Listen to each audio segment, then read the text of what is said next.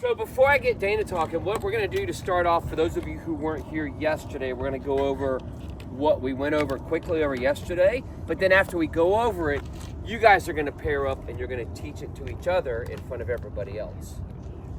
So first thing we're going to do is we're going to talk about hand signals, which are the most hand and voice and verbal signals. The most important thing that you're going to teach your newbies by far.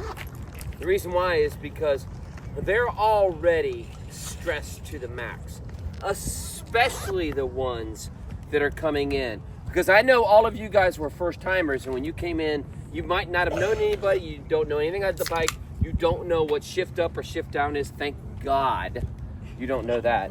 You don't know a lot of the intricacies of riding a bike because you haven't, quote unquote, done it since you were a kid. So the objective here is to be able to tell your athletes that you're going to be teaching exactly what we've taught you yesterday and what you're going to teach. You have your demonstrative and your signal. I see a lot of people, especially in beginner group rides, they'll go right turn and then they're done. Well, I'm telling you what, there's about 70% of the people that are either talking to each other or looking somewhere else or not paying attention. So when you say right turn, make sure that you hold your hand out a good amount, 2, 3, 4 seconds, and especially as you're approaching it. You don't do it when you get there. I mean, I guess you could. But the objective is to set up everybody so they can be mentally prepared to start looking left. Does that make sense? Yes. So when you hold it out, make sure that you hold it and extend it, hold it for a while. Same thing with the left turn. Remember about this thing with motorcycles? No, we're not doing that on bikes. It's either left turn, right turn, stopping, and then so the athletes you guys are going to be working with are all beginners, remember? So we're going to take them to Ballantyne Corporate Park first, and we're going to teach them how to ride their bikes safely. So once that's done, then we've got to teach them the next step. So we've done right turn, left turn, stopping, and then in that case you guys can introduce the slowing and car back. The slowing aspect is important to come from the mentors. So it's a great, in bicycle racing and elite racing, it's more about, you hardly ever hear that unless you're on group rides and the stoplight goes from yellow to red. But in this scenario, you want all those athletes that are in the corporate park to know that you're going to be slowing, so they need to prepare mentally to go, oh, wait, slowing means 70% and 30%. And we want that to engage in their brain, so by default, we don't get to the point where we're coming up, stopping, and all of a sudden they're just grabbing a fistful of brake.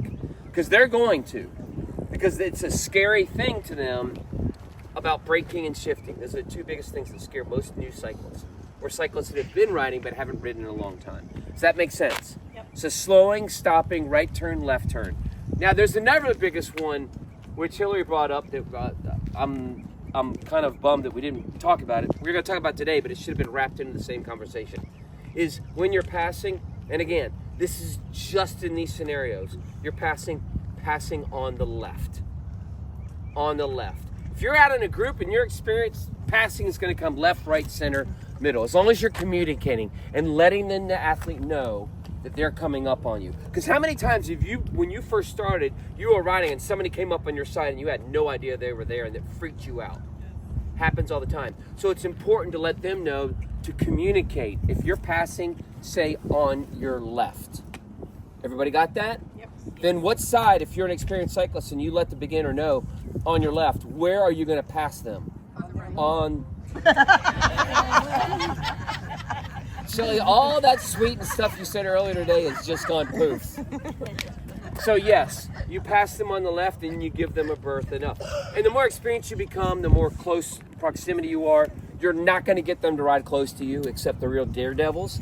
So you have to be cognizant of that. Okay? And I'm going to add, because we're going to be doing some group riding later, so that on your left is particularly important. But managing a group on the road is your hardest job.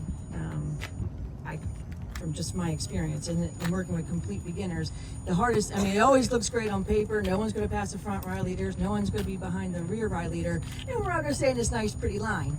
But as you know, somebody gets distracted. Next thing you know, you got 3, 4, 5 bike lengths, which is one of the most dangerous things to be out on the road, because then what cars do is they leapfrog. Leapfrog. You don't want that leapfrog hole. That is the most dangerous thing for riders, to allow that to happen. But again, you're on the back. You're the back ride leader. What are you going to do about that hole? Because you got to cover the back, and you got somebody on the front. And that's where the on the left you can help. And that's where I like always having stronger riders towards the back. I found over the years of working with beginners, the ones who you know are going to be the slowest, you at least start them in the front. And a lot of times they'll rise to the challenge. They feel the pressure. You leave them in the back, then the rear ride leader ends up 30, 40, 50 meters, and then eventually a half mile, and then eventually a mile off the back with the slowest rider. So as long as try your best to have them in the front, the stronger riders of the group toward the back, so then they become your hole fillers for that gap that filled up. And that's just something you have to kind of weave in and learn. You got to figure out who are my riders that are safe enough and smart enough and strong enough that they can safely pass in the left and be those gap fillers. So they become that rear ride leader's assistant, basically. So as quick as you can, when you have some stronger riders who are picking up quicker, they tend to want to be in the front, which makes sense. That's where I would want to be. It's the safest place to be. I'd want to be behind my front ride leader if I was a stronger rider, but you utilize them, because the number one goal out there is not riding where you ride, it's coming back safely. So you want to use your stronger riders as almost your assistants as much as they are able to keep that safety mark. So that's where I think that on the left is your most valuable tool in that scenario. And then the biggest thing, oh yes, go ahead, Sharon. Okay, so I have a question in our scenario here at Tri-Flight. So typically we're groups based on our biking level. So you'll have like beginners with beginners, intermediate with intermediate. So I guess like going forward, for us, how does that weave into our organization, what you just explained? Because the advanced people are getting around that loop twice, right? So they don't necessarily, just being honest, want to be with the beginner who hasn't even gotten to the 8 miles yet, right? Because they want to be getting around that loop twice, right? So how do you weave that in our scenario where they're getting what they need in advancing and improving their biking skills, but also learning how to reach back and somewhat help the beginner riders as well? Okay, so we're still going to have the same thing. We're going to have small groups based on your experience. For instance, we might have 4 advanced with advanced mentor riders. We're not going to change that. What he's talking about is like in that group, if you find like your group spreading out too much, maybe put the faster advanced person behind so that they're not creating a 200-foot gap between everybody. And that's another thing we need to talk about. We're trying to keep them together, and by putting the fastest people towards the back, that keeps them together. The fastest beginners towards yes. the back. But we're still going to be in these small groups based on skills. 2 other things that might be mentioning is gapping and debris. Like we often have a problem where if we spread apart, we need to be yelling gapping and have people brought back together again. See, I don't know. In real world, I'm trying to figure out, Hillary, how the best, because inherently every camp and clinic I've done for the past 30 years, there's gonna be that gap. Yes, there's going to be. So here's a way to not solve it, but here's the way maybe to mitigate it. Remember, you have a mentor in the front and a mentor in the back. Do you guys have 2-way radios? No. That might be something to consider, because when we do our camps and clinics, so a lot of the lead coaches or whatever has 2-way radios so that we can communicate, because it takes something, whether you can either click it or you could do it, but it's an inexpensive way to solve a lot of problems. We actually, in our box, we have 2-way radios, because that gapping aspect is going to happen. And when you're trying to yell at a group of people that are up the road in the wind with traffic, it's almost unheard of. And a great communication device would be a 2-way radio in that scenario. So that way you're not yelling gapping all the time. You can just mentor to mentor, say, hey, look, we missed the stoplight. Can you guys wait? That kind of thing. That's a suggestion that's worked really well for us. But yelling gapping, I think it might confuse a lot of people, just because a lot of people don't understand we'd have to explain the term, but inherently, every single group is gonna have that scenario where there's gonna be yo-yo. So I don't know how you could offset it by using a term. Dane, can you? I mean, that just brings at least awareness that if it gets passed out, the front ride leader knows to subtly slow down. Yeah, our lead mentors are usually pretty good at looking and trying to make certain that we're all together. And if we get too far in advance, we tend to slow down. And that's great. And again, that goes back to the argument of faster in the back, slower in the front. Because when or wait at a stop sign. A really good job of that, kind of getting the groups back together. Yeah. Always use those natural stopping points. Yes. And I do say, especially in traffic, the two-way radios are such great because you just stick them in your back pocket, picking up, hit the key mic, and then you can communicate. And that way you're not yelling back and forth, and then did that person have their phone or whatever. Just two-way radios. You can get them at Costco for nothing. I personally think, because again, that goes to a safety aspect, that if something does happen, then you can go back and say, we had two-way radios, these are our safety signals, these are all our things. So it kind of protects the club a little bit too as well. What's the distance of those, out of curiosity? Line of sight, you can, the cheap ones forever. I mean, so a mile. if we are 4 or 5 miles apart from each other, we can still hear That each might other? be, but it can also daisy chain too. Okay, got it. But I was talking internally between group to group, and you can keep one group on one channel, another group on another channel. That's kind of what we do too. So I just think that's a great investment because again, that's the next step to you guys' safety. And even when you're out doing the talking and stuff like that. Here we didn't have to do it because it's just Dana and I, and it's an enclosed environment. But we do skills and stuff, or even the races that we put on, two-way radios, because it's a simple, fast, effective way to communicate with mentors. And also, too, it can be done privately. You know, so you're not yelling, hey, Sally Sue just dropped her chain. She sucks. Get back here and help me. You know what I mean? We would never say that. Because that's...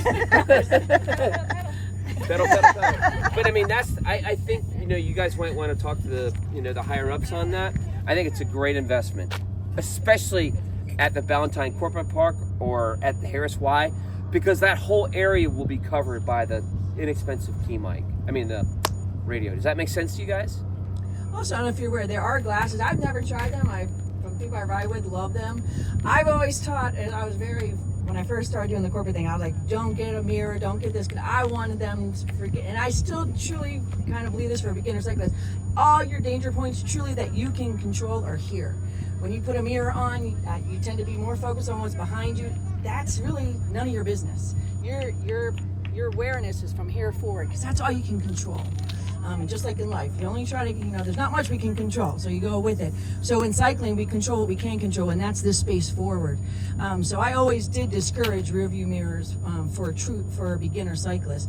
But your front ride leader, there are glasses now that I've heard great feedback with a slight mirror. You also have that handlebar end or other ways in addition to the radio. But it's just a nice, because anytime you're not looking back is more time, if you can just glance over and just double check versus turning your head, again, it's just another safety measure, one less thing. The front ride leader already has enough to take care about, so maybe it's just buying a pair of those glasses for the front ride leaders, and they just get shared whoever the front ride leader is that day.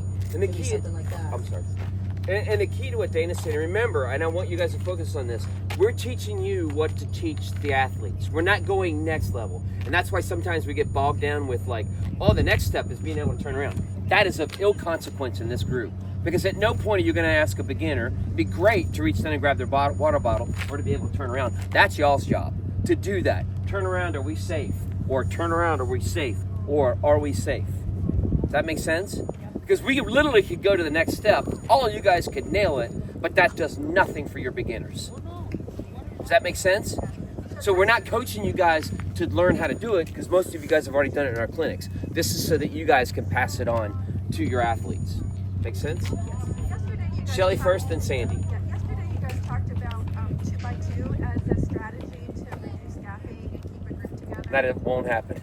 Okay. That won't happen. Not for this. Not with beginners. The question is 2x2, because remember we were dealing with safety. That was a safety question. That is only relevant to you guys. You're not going to go in this beginner group, and we're going to ride 2x2, and they're going to look at you like you're from Poland and you have to speak in Polish. They will. They literally will. But like, what? You want us to ride together? You want us to ride close together? And then if they ride together, you're going to have one on the yellow line and one on the white line, and the car's going to think they can come through. You know what I mean? Don't worry. That all. And again, that's what Dana and I talked about last night. That was the biggest thing we were afraid of, is because we run the risk here of going and answering the questions that you guys want to know personally on how to do right versus what you're going to relay to the. When we do the next clinic in a few months, it's going to be all those big questions for what you guys have done and go, we already know this stuff. We want to become better. Well, the next clinic will become for a more advanced clinic where people start understanding, oh, this is how you turn. This is how you stand up. This is how you grab a water bottle. All stuff that you guys kind of know. But trying to pass on the basics. And that's why when we talk to Esme and Hillary, we're going over it, we're rehashing it, because when you guys get up here in a minute, we want you guys to be able to tell each other, you're going to have one beginner and one mentor. And each one of you are going to switch, then we're going to have 2 more, and then 2 more. Because we want to see you guys have the confidence up here to tell a cyclist, because you're going to have a newbie, and then you're going to have 20 others out there listening to you. So we want you guys to be able to convey that message. Because if you do it kind of soft, and they're going to take it as soft and weak. And safety to Dana and I, to all you guys, that's the number one thing. Just so happens that they're learning how to ride a bike. Make sense? All right, objects. Here's where it gets. Oh, Sandy, I'm sorry. No, that's okay. I can't remember what our decision was on slowing down if we were using that. We're gonna have the mentors only, especially the lead mentor, just shouting. We're not actually gonna do a hand signal for that. Slowing, and a lot of times, yeah. And Sandy Stopping, here, yeah. There's an application, there's a practicality of it. Most of the time when you're slowing, you're already putting your hands on your brakes. So you're not going to be able to go slowing, braking. So it's slowing. Don't scream it because you'll freak them out. Just say slowing, and they'll go, oh, that was nice. I think I'm going to slow down. Because the louder you yell, all you tell me what's going to happen. Oh, fistful of brake. Oh, I thought she said stopping, not slowing. No, she said slowing. Did she say slowing? No, she said stopping. And then that's when you have the ultimate chaos at a practice stoplight or stop sign. Does that make sense to you guys? All right. Anything else, Dane, before we get them to pair up? Well, no, you were going to. Oh, the left hand. Well, Debris. Hillary, yes. So this is where objects come to place. It's you guys' goal, because you're going to have a lead and a follow. You're going to have to be comfortable taking your hand off the right and taking your hand off on the left. Because if you're saying object in the road, what's going to happen behind you? Everybody's going to be doing like this, and this, and this, and this. It's pole, squirrel, whatever you want to call it, but make sure, this is the most important signal. Right turn, yes. Left, everybody gets that. But when there's an object in the road, that's not proximity. That's not distance. That's not a right or a left. It's immediate or it's not immediate. So on a group ride, when you see the multiple people passing down this squirrel, then everybody kind of moves over safely.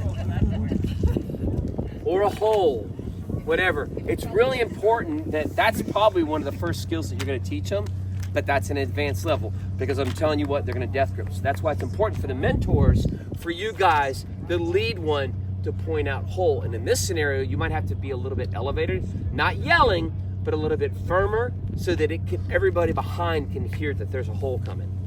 Got that? Hole right, hole left, squirrel left, car right, door right. Car right means somebody could open up the door, letting the people know by pointing right or left. And that's the one critical thing that I think you guys are going to probably be the most challenged with, is that what is one of the biggest safety concerns, but it's also the hardest thing for people to do, is take one hand off the handlebar, one hand off the left, right, left. Is there anybody, well, no, I'm not going to do a call out, but that's what I want you to be thinking about, is you've got to be able as a mentor to be able to point at something, because the beginners are not, there's no way. That's like a next step in our clinics, of being able to take your hands off the handlebar, reach down to get a water bottle. Make sense? Yes, Hillary. One last thing I'd like to reiterate, taking the road for all mentors and what you should be doing. All right, anybody want to tell me, or Dana and I, what take the road means? And again, I'm saving Dana's voice. Yeah, in the middle's kind of, we should have been more clear. You want to stay on the inside, divide the road in thirds, you take your third. Right in the middle, you might get a little beep here and there, but that's okay. If you're coming up on a sharp turn and it's blind, take it. On the right, when you're turning right, take that road. Take the Yes. road. Yeah. Okay.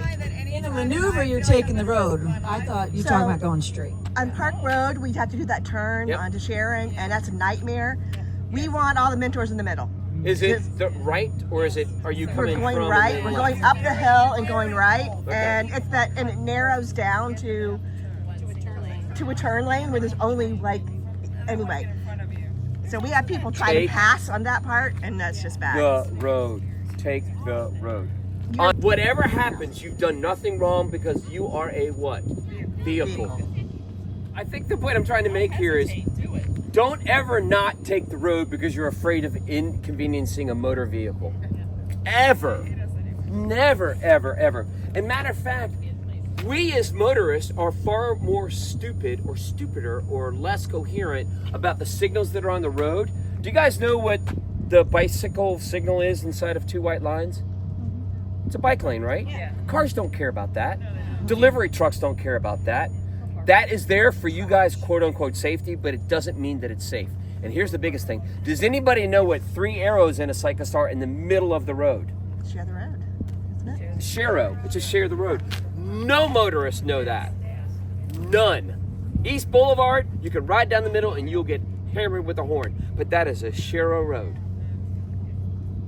And just because there's a bike lane doesn't mean you have to ride in it because you're on a bike. Right. If it Correct. doesn't look safe, if there's cars parked on it, if there's crap in it, you're not legally bound to ride a bike lane just because it's there. Runner? I don't like Oh bike no, lanes. I had a runner scream at me that I was in the bike lane. So you'll have the white line too with the bike lane. What I don't like it is they're still supposed to give us three 3 feet. Some places 4, some places 5. But when you're in that bike lane, it's like they forget. So that's another reason I don't like bike lanes. Even if it does look safe to ride, I get buzzed more riding a bike lane than on a road without a bike lane because for some reason I think that white line means, I can Oh, it come protects a the couple inches cyclist. from you. No, it doesn't. There's a big fence there, you just don't see it. Yeah, right. Yes, Renee. I have a question about taking the lead when, like, we're in Valentine, and there's a spot where we have to move to the center because we're taking a left lane, and there's 2 lanes. And I know everybody clears for themselves, but I know when I've ridden with some people, they say that it's the sweep that is the one that determines whether or not we're going to take the lane.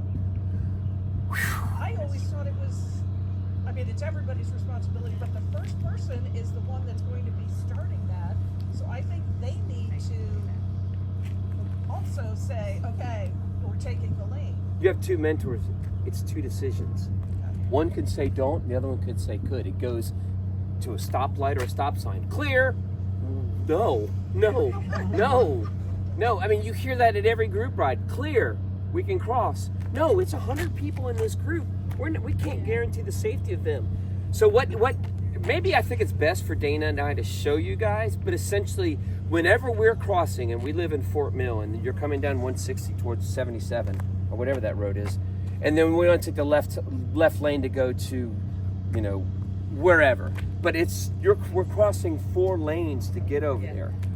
I look first. If I'm in the front, I look first, but Dana always looks too, to confirm that she can make it over. Because I'm worried about the people in between. We've got Correct. 3 beginners in between, and another group that I've ridden with, they're like, oh no, the sweeper is the one that decides. And I'm like, wait a minute, I'm the one in front.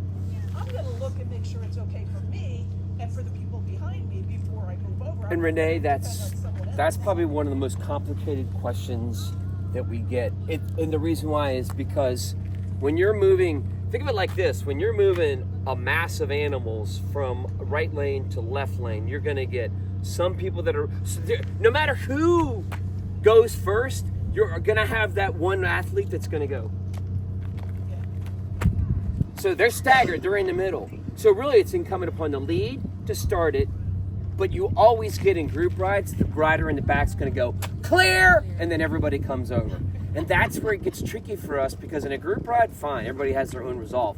But in this scenario, it's not going to be en masse, but you're going to have the 2 mentors making the decision collectively. Because the one in the back can actually see what's going on. The one in the front, unfortunately, is obstructed by cyclists, people, all that stuff. So technically it comes from the back because they can see everything.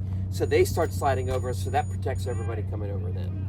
Because if you make the decision, you're assuming there's a car not coming to try to pass. And a UPS truck did that at the airport to us. Split us right in half because half came over, the other half weren't sure. He saw that as an opportunity and went right between us. And thankfully, Ann Groniger was on the ride. If you guys know Ann. Go ahead, Beth. I just wanted to. Go ahead, Laura. You want the microphone? No. I had a real-time safety thing come up yesterday after we left here that I wanted to share, and it's like kind of now it's like duh, and I had never thought of it before. So I'm riding clockwise at the Huntersville Business Park by myself. There's a bike lane, thank goodness, and I was just accelerating because there was a slope I was getting ready to head up. Luckily, I wasn't moving fast. My shoelace goes into the chain ring. Oh, no. Then it wraps really tightly around the crank arm and the pedal. And I was stuck. So luckily I braked to slow myself, but there was nothing. I couldn't move my foot and I just went to the right. Thankfully in soft earth that had just been tilled. So I had a muddy butt and mud in my gears or whatever. And my bike is being a little cranky on the gears now, which sucks. But thank goodness I wasn't going counterclockwise because I would have fallen in the road. Everything in me looked this way, which is sent my weight this way, so I fell to the right. I'd never thought about my freaking shoelaces. And I immediately was like, and I will be getting clickless pedals soon. Well, and that's a great point is that, there are little things that when on the right side especially, but in this case for Laura, it's both. When you see somebody, have them tuck their shoelaces into their shoes and have them wrap up, if they're wearing long pants, up a little bit on the right side so they don't get grease on their pants. And again, this is a courtesy thing, but I've been guilty of that too, going out and going to get the mail and my shoelaces got tangled in. If there's a chance for it to get caught, it will get caught. Yes. Guys, think about it, when you're out there, part of your job as mentors is kind of watch the athletes. Don't let them do something stupid. When you're taking the lane, you're protecting the athletes. We're going up Park Road. You're, kind of taking the lane. You've got the athletes on the inside to make sure when we get to that right-hand turn, no car is going to come up beside them and try to squeeze in. Same thing on, in Valentine, where we're moving over to take the lane so we can make that left-hand turn. Those in the back, if you see an athlete going over and there's a car, pay attention. Don't let them do that. And that's why I think it's important to sweep, come over and make sure everyone in front of them who's taking the lane can take the lane. So think about your athlete. Think about them as children making stupid decisions. You're there to protect them. They're going to. That's a great point. And Susan, you took the words. Susan just said, I have a problem with getting them to come over. And here is why. Because I've heard through the grapevine that in some mentor rides, if you're going down, let's just call it 521, heading southbound towards Lancaster, and the group wants to take a left. Instead of taking the left and taking the lane, they take a right and then wait for the traffic to go, then they cross the street, and then they go up to the stoplight so they can go straight. What? Yes. Yes. So, that to me is way more complicated to a group of people than it is the mentors take the lane for the safety of others. Period. You're gonna get, I'm on a bicycle. I'm not about to cross this road. You have to instill the trust in them that they can trust you to make the decisions for them because they're not capable. They are not capable. And as much as I'd like to say they are capable, it only takes one in the group to go, I'm not doing that. Then it kind of cascades. It's like, I'm not going to do that either. You going to do that? Nope, I'm not going to do that. So that's why Renee, and it just goes back to the lead can make the decision in conjunction with, and again, you're talking proximity distance of 30 feet. I tend to believe that it's going to come from the person that has a clear visual of who's coming and what's coming from behind. Clear to go left. Then everybody will open, and then everybody can go over. Then at that point, it becomes the lead's turn to take the left-hand turn safely and correctly. Yes, Hillary? to be crystal clear, we are no longer using the words clear or rolling or anything like that. In that case, I think the terminology would be take the lane. Something like that would be good from the sweeper. Did everybody hear Hillary right now? Yeah, some of the people back there. Yeah. So We are not using the words clear anymore. We are not using the words rolling. We are not going to wave cars around. We're not doing any of that. When we're going to go left, the sweeper and the lead should use the words take the lane. Don't use any other words like that. Everybody's responsible for their own determination on safety. We're not going to use the words clear anymore, okay? And again, that's for this reason. After they get out of here and they go on to ride with groups, they can screw up all they want and say shift up, shift down, whatever. But for the intents of coaching, everything is wrong on the internet. For this intention, it's all about, remember, Hillary being in the profession that she is, it's all about protecting the club, protecting yourselves, protecting your athletes. That's the tree. Got it? Excuse me, Hillary. clarity. Yeah. If, let's say we come to that stop sign in Valentine Corporate Park. Okay. And we're ready to go. What do we say? We just go? Yeah, we're just going. Okay. You know? Yeah. And so we're not saying left steer when we take a left. Oh, yeah, no, absolutely. You have to point and say left turn, point and say right turn, things like that. We're still doing those. But we don't want a mentor to say clear and then have the legal responsibility of Triumph for Life for the people way in the back who are slow to start. We need them all to do their own thing. And rolling implies that everybody can go. We just don't want to create the liability of saying it's okay for everybody. Got it. Does that make sense? And for those of you who weren't yesterday, what we're trying to do with the clear, with the car back, with the wave around, with all that stuff implicates you guys and the club. Because if you are, and for those of you who are here, one of my biggest pet peeves, and I'm happy to find out that it came from Dana as well, is waving a car around. I hate that. Oh my God. Me and Ann Groninger and Jeff Viscount, if you guys know them, had a whole an hour and a half podcast on waving riders around cars. You don't ever do that. Got it? Right turn, left turn, stopping. Take the lane collectively. Everybody got that? All right, so I'm going to bring up, before we move on, rolling. I like rolling not for the purposes it's usually used for, meaning, okay, it's clear, let's go. I like rolling because to me, with beginners, and I don't use rolling though, I will say that, but having a cue to have them ready, because what will happen is you're at the stop and they're down there with their pedal down and they're not ready to roll. So rolling, at least what it does, it at least triggers their mind. What you want rolling to do is trigger the mind. Get ready. You know, you might be standing there, you might be taking a drink from your bottle because we're getting ready to go. So having a power pedal, like, you know, we talked about the start yesterday being a power pedal. So that the rolling cue for me is really more for, hey, let's get ready to go. So that you don't have those people that take 5 seconds to get off the line because they got to get their pedal right, or they didn't have their water bottle in, they dropped their water bottle. So, and I might argue with Dana on this, saying, no, if your chin's up, you see when the light turns green, you see the rider in front of you. And I think for the intents and purposes of this, and I don't know, Dane, I'm kind of with Hillary on this. It's kind of like, this is for the next step, I think, for them. Don't you think? maybe. I'm not saying to say rolling. I don't use rolling, but with a beginner group, I don't think it hurts to say, okay, power pedal. Yeah. Power pedal's good. Yeah. I'm big time on cues, and power pedal is a great way I like to do that. That everything works. that we said. Power pedal. All right, stand over the what? Thank you, Allie. The top tube. Go ahead and sling your leg over and stand at top tube. Now, pretend Donna is riding. She's riding. We're going to take a left turn. Left turn! Woohoo! Left turn, you gotta say it. Oh, I thought they were going to say that. Nope. Left turn. All right. Right turn. Right turn. Right turn. Now, here's a question that I have. Remember, this is right turn. It is not this. This is right turn. Everybody got that? Yes. We are not a motorcycle. We are not a car without blinkers. We are cyclists. Left turn, right turn.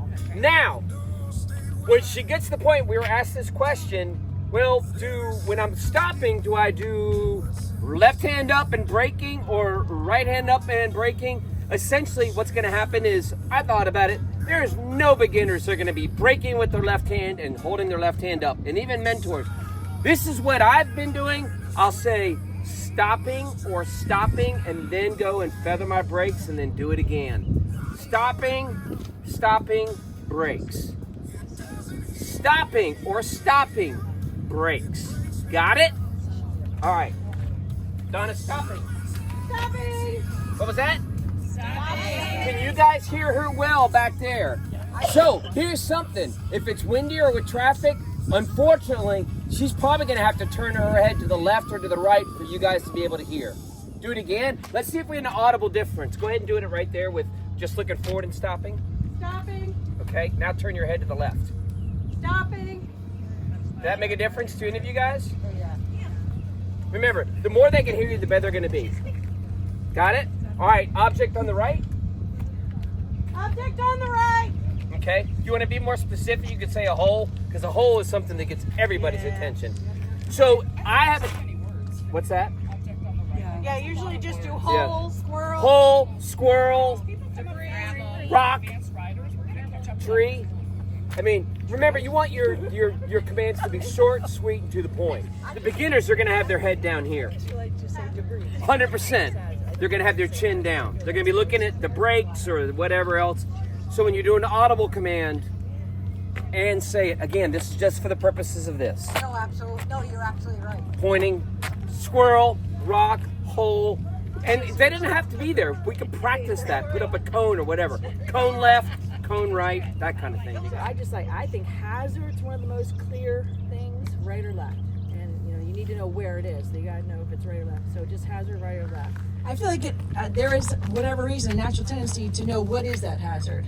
And I feel like when you just say hazard, and that kind of deconditions them to caring what it is. Because what happens a lot with beginners is you point to something and you say squirrel, and they move over to see what it is, and then they get back, and then they get around it. So anything that kind of takes away that, you don't need to know what it is, might help also decondition them from that natural tendency, like, well, I want to make sure, is it really there or not? Like, and that's where you too teach them whatever the front right leaders, or eyes or ears, everything doesn't matter. They might call something a hole, and actually it turns out to be a shadow. I've had that happen. And oh well, because what if it was a hole, but I assumed it was a shadow? So it doesn't matter what the ride leaders, whatever they say is golden, and you don't have to see it. You don't have to prove it's there. You don't have to care if it's there. You just got to do whatever that front ride leader does, and it gets passed down the line, whether it's right or left. There's no need to see what we're going around. And I think that's a big thing, kind of really let the front ride leader's queen, whatever she says, we follow. You don't have to prove it. You don't have to second it. You don't have to, give her any kind of feedback. Just follow suit like little ducks. Stopping. Right turn. Right turn.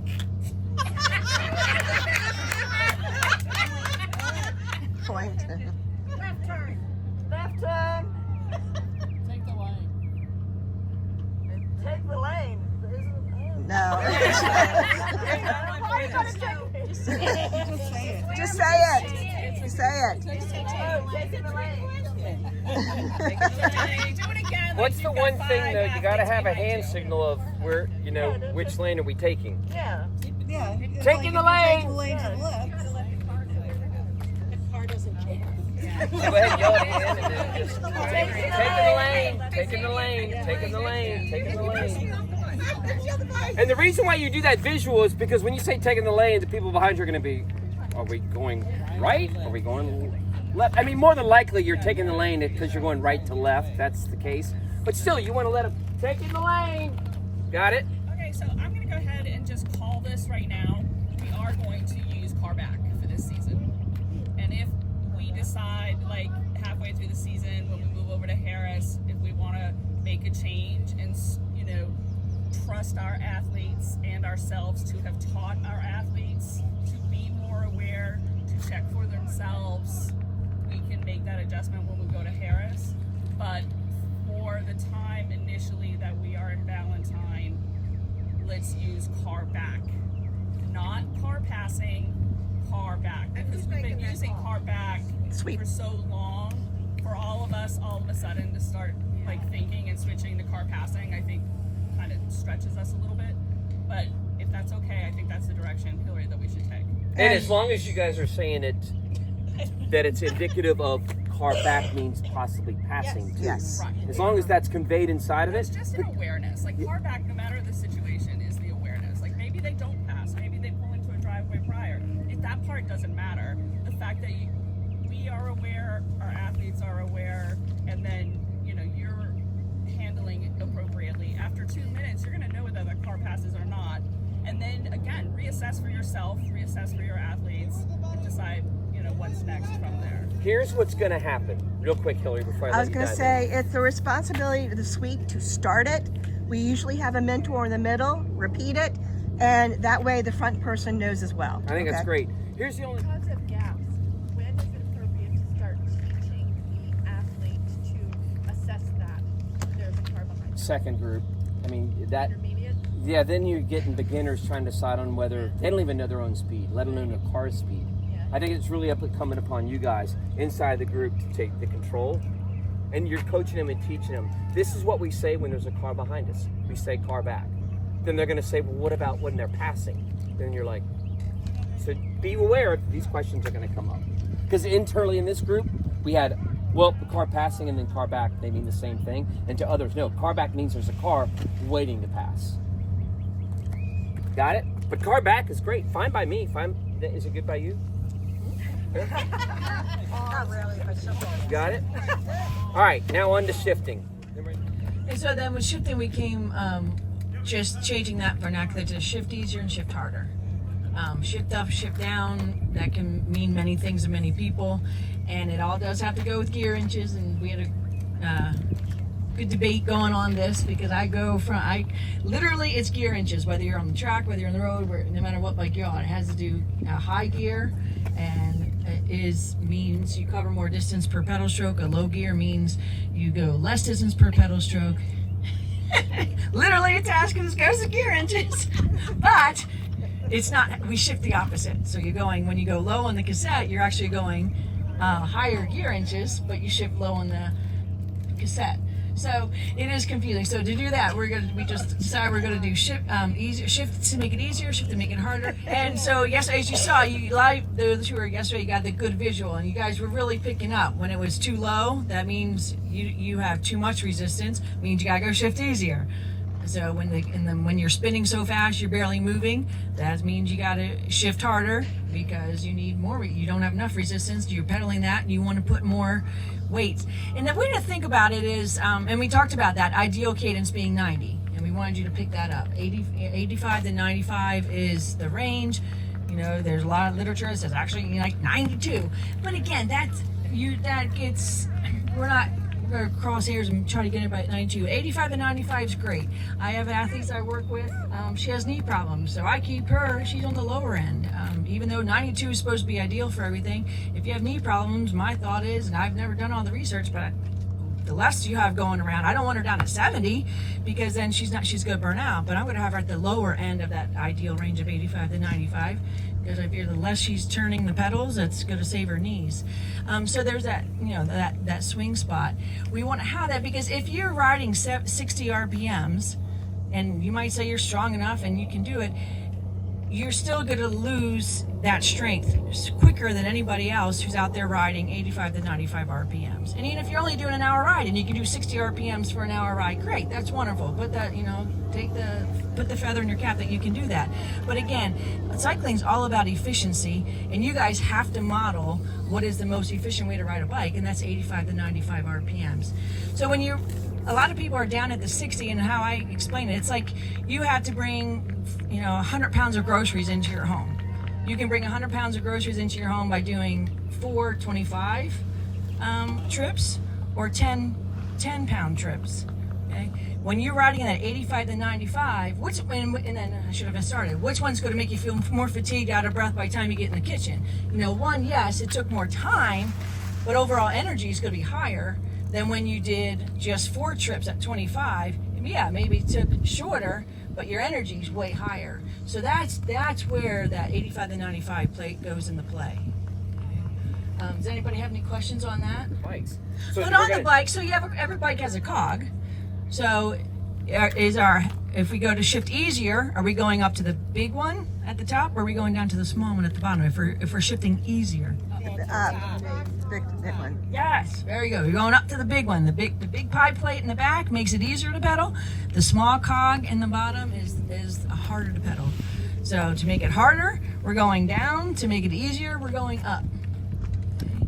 And then, but then the front, the chain ring is the opposite. But on every bike, that's the same. Every bike, the cassette works the same. Every bike, the chain rings, whether it's one chain ring, two ring, there's three. If it's a 3 chain ring, the inside ring is the smallest, and that's the easiest. And then your second chain ring is good. The bigger one in the front is your harder. So it's just the opposite. The big one here is easy, little one's hard. In the front, it's the opposite. Big one's hard, little one's easy. And that's also what just makes it confusing. And one day I'm going to teach a physics class that's only about the bicycle. That's my dream. It doesn't make any sense to you guys, but here's the way it goes. If you want to go downhill and you want to go really fast, you're in the big one in the front and the small one in the back. If you want to make it easier, then you make shifts easier by moving it up. Now, it goes back to the whole argument of, well, this person's got electronic and this person's whatever. It doesn't matter. Dana just explained to you guys that moving it down in the back makes it harder. Moving it down in the front makes it easier. And that's where everybody gets twisted, because it's opposite. The hardest gear you have is the smallest in the back and the biggest in the front. Conversely, the easiest gear you have is the biggest in the back and the smallest in the front. Does everybody get that still, or is it still lost? It's small in the back is the hardest, small in the front's the easiest. And so that's part of what we want to reiterate based off of yesterday's conversation, is that we want to keep this terminology consistent for all mentors, relaying that to our athletes. And so that was part of what Chad is reviewing right now. Is down is harder. We're going to harder, easier, up and down. How do you make it easier in the back? Shift up. And the reason why we use shift up, because again, it goes back to don't look at the internet because it's going to lie to you. Shift up actually means the opposite in the world of cycling. But to me and Dana and you guys, shift up. If I'm looking at that cassette from back, this is up to me and this is down. Anybody else disagree with that? Everybody get that? Up is this way, down is that way. But in the real world, it's not the case. That's why we got away from using shift up, shift down, shift easier, shift harder. Well, coach, how do I shift easier? And it goes back to, well, it depends on your bicycle. And they're going to say, will you show me? That's going to happen too. Show them with your bike, and then just say every bike has a little bit of difference. And that's why I'm just simply say down is harder, up is easier. Where? Only where? In the back. Because you're going to find that most of your athletes, it goes back, for those of you who went yesterday, don't even know that they have 2 in the front. Okay, well, at what point do you introduce it? I say during the clinic. Because if they're not using it, they're at a disadvantage. And you're going to find them far behind or pedaling 70 RPMs. And neither one of those work. Got it? So they have to, that's why that 85 to 95 cadence means the most. Because if you're pedaling 85 to 95, you found the right gear to go the speed that your group is going to at the perfect cadence. That's when marrying all this stuff makes all the difference. Gears are the most complicated thing to everybody. It is. And you're going to get questions that you probably don't have the answer for. Like even Dana and I, you know, you got 1 gear on the front, some have 2, some have 3. And it gets complicated. It does. It really gets complicated for everyone. So that's why we just broke it down and say, shift easier, shift harder. Here's how you're going to shift easier. And it's really, you are manifesting your athletes to figure out how to do it themselves. Because if you go by each person, showing them how to shift their gears, your day is done. So we're simply coaching them and telling them, shift easier in the back. Start there. Forget the front. Remember we said yesterday, if it's a triple chain ring, they should be in the middle chain ring. If it's a dual chain ring, they should be in the small chain ring. And that's where they stay. They don't do any chain ring shifting. They only shift in the cassette, and middle of the cassette is a great place to start. And then it all depends on their leg strength. How do they get that 85 to 95 RPMs and they're not breathless? And that's where they have to play. Exactly where are you on that rear cassette in order to be 85 to 95 RPMs and that all day 5 out of 10 pace. So I tell them start with how you feel. Okay, we want you to be at a pace that you can maintain for an hour. So for a beginner, I want you to be at a pace you can ride an hour. And then so they find that gear that they keep conscious of that effort. And then you find a gear that you're pedaling that pace, and then you have got to be the monitor and say, oh, okay, I see that's an all-day pace, that's an hour pace for you, great. Now you got to make it easier because I don't want you at those low RPMs. Because that's an all-day, that's your hour pace, but the RPMs don't match. So you're trying to match that all-day pace with how fast they're pedaling. That's the best way I've come up with teaching people how fast do I ride and what gear should I be in? Because what gear should I be in is the question I've probably been asked the most as a coach. I'm like, whatever gear it needs for the situation, for how you're feeling that day, for the weather, for the wind. And so if it's endurance ride, you want that endurance pace and whatever gear you need based on where you are, that keeps you at 85 to 95 RPMs. But then you guys are the site to know what those 85 to 95 look like. So that's when you're giving them the cue. All right, great, keep that pace, but you need to make a heavy gear because they're doing that pace, but now they're spinning too fast. I caught her. She said heavier.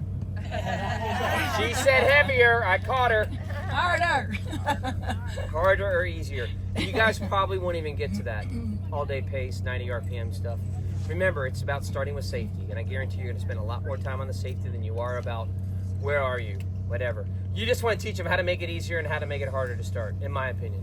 And again, as we said though, that 85, 95 RPMs is way safer in the lineup because if you're pedaling 70, your changes are way bigger than everybody else pedaling at 90. But I mean, if you start telling somebody who's just starting out that you need to be pedaling between 85 and 95 without having a true reference or an idea of what it is. That's any clue. Yep, they won't. They'll think to a person before they get on the bike, they'll think 65 RPMs is 90.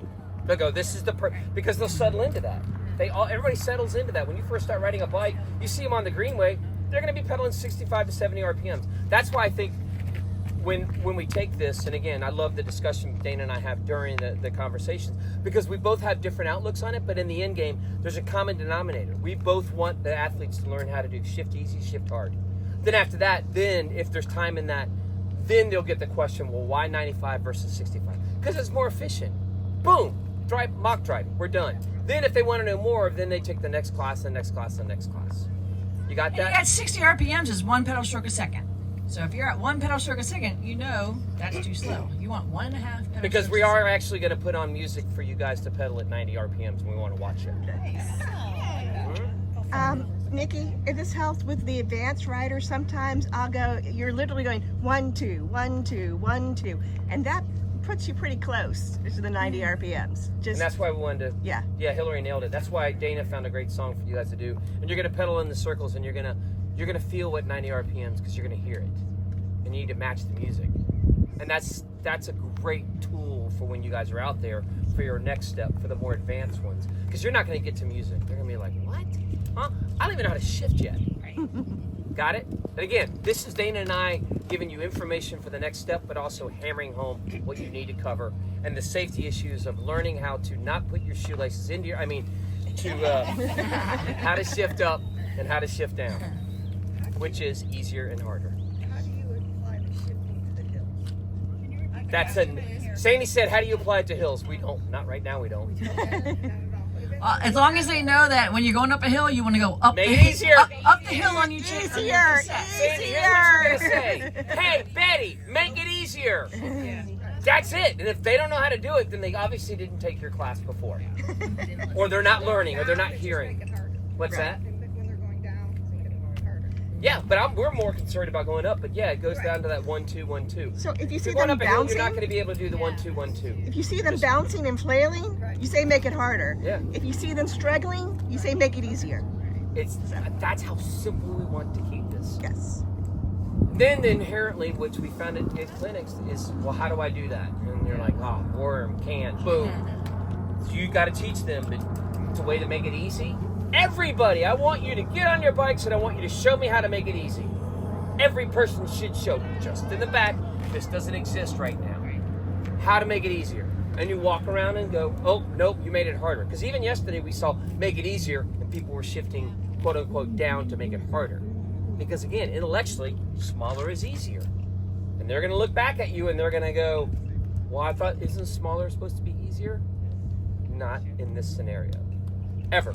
And I think one, thing, and I use this, I didn't think of this yesterday, I don't think I'd use it with the kids. When you're going up the hill, you're going up the cassette. When you're going downhill, you go down the cassette. So you can think of the cassette as a hill itself. So going up You're going down the cassette to make it harder. You're going up the cassette to make it easier. So up and cassette, up and... But again, they're going to be like, well, what's a cassette? So it's like, every layer adds another thing. That's why I say keep it simple. Make it easy, make it hard. Make it easy, make it hard. The end. Yes, no. So we have a lot of first-time mentors in the group, and some of us have to brush the dust off when it comes to bike. But just a reminder, especially with our beginners, they don't know which gear is on which hand. They don't know if it's right in the middle or left in the middle. And we need to take a minute and help them understand their bike so that then we can say, okay, see this big thing in the middle where your pedals are? That chain needs to be in the center. And then you're only going to shift with your right hand to control the back. Or if their bike is the other way, you're only going to shift with your right hand to control the back. Because that, I think it was very confusing for a lot of our athletes, is they didn't understand, okay, left hand is the big right thing is where rear, my pedals left is are, front, right is the rear chain. Like, they were freaking out. So if we eliminate that center chain or center location, and we just have them shifting for the rear gears, that will kind of settle them in so they feel like they understand their bike a little better. Totally agree. And then we know that when we say shift easy, shift hard, they should only be shifting with the one hand. Yep. Can I add one thing real quick? Yes, Kristen. So remember, this is about feeling for them. They have to figure it out and feel it. So if we say easier, we don't need to say, well, we're going to say which hand, but you're either going to push here, pull here, whatever. We don't need to go into that. Correct. Make it easier. If they hit it the wrong way and it's harder, they'll go the other way. It comes down to it. That's why we only say make it easier, make it harder. Then put it upon them to figure out how. Because if Dana and I went through and you guys were all beginners and went to each one of you on your bikes to figure out how to help you to shift, we're here all day. But you have to, in the beginning, because they won't know until... No. But remember, you're saying at the very beginning, Yeah. the left doesn't exist. Yes, we're only worried exactly. about the right because the right deals with the rear. Yep. That's it. Yep. Then you can get into the intricate details of it. Because then again, if you throw the left in there, I know that's strange, but it's just like, that just throws everybody into chaos. Yep. They're like, what? And again, we're teaching beginners. They don't know right is rear and left is front. They don't have a clue. So that's why we started. It's more safe. It's safer for them to be just in the rear to start. Then we introduce the front. Got it? And I would say the first few times you're working with them, have the first 10 minutes just be play on your, once they know where the brakes are, once they know where the shifters are, they don't have to actually 100% know what each one does. Just gently play with it, gently hit each brake and which one does which. And then they need to be doing that on their own too. Yep. I don't know how much they do in their own riding, if it's only with you initially, but I would say at least 10 minutes before you do anything specific, it's go play with your bike. Go play with your bike. Go figure it out. Go remind yourself how to do it. My little thing on a road bike. This is what I tell it, because I always get, well, I don't know how to make it harder or easier. Here's your hand. This one, big, easy. Think of it that way. This is the big, easy. The little one, opposite. So when you're thinking about, oh, I got to make it easier, what are you doing? You're going to the big, easy. You're making it easy. But not all bikes are those. Yeah. Generally with a road bike. That's just the easiest way that I get people to remember what it's for. Okay, it's time for you guys to do some exercise. So here's what we're gonna do. I'm gonna fire up the speakers. Dana's gonna join you guys, and we're gonna put on 90 RPMs, and then we're gonna put 60 RPMs. That's 90. That's 90. That's 90. Nope, that's 90.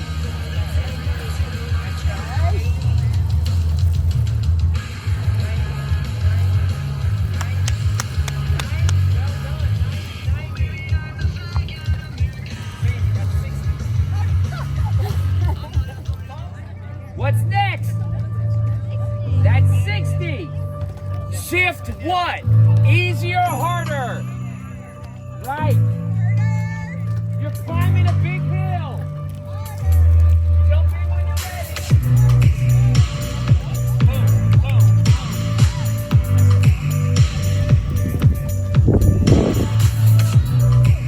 Gal, you got the 60. Good job. Your head up.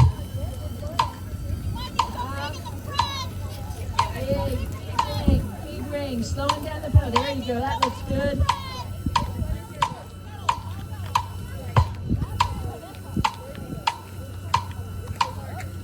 What did you guys do? Easier.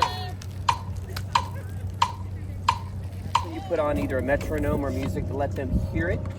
The seeing it's great, but when you hear it while you're on the bike, that's the money. And trying to find it, like being able to find it. Find it, feel it, find it, feel it, find it. We can use that all day long. And be able to feel it. Feel it. Was cool. Hear it, feel it, implement. And that's why Dana came up with the music. Then I was like, let's do it in metronome too. Yeah, Dana. It's like the metronome. There's got to be a metronome on Spotify, and there is. All right, so back to what I was really supposed to be talking about is that's the saddlebag. So any saddlebag works. They're going to be more expensive for lightness. Cycling's all about speed, right? So anything about the upper price is not usually that it works any better. It's not, especially a saddlebag. It's just going to be either more durable, more waterproof, or just lighter. So you're paying for the material. Same with water bottle cages. Water bottle cages, they all work. But you're going to pay a lot more for one that's lighter. It saves you a few grams. You're much better off to eat 2 less cookies once a week than to spend, $100 on a water bottle cage. Absolutely not.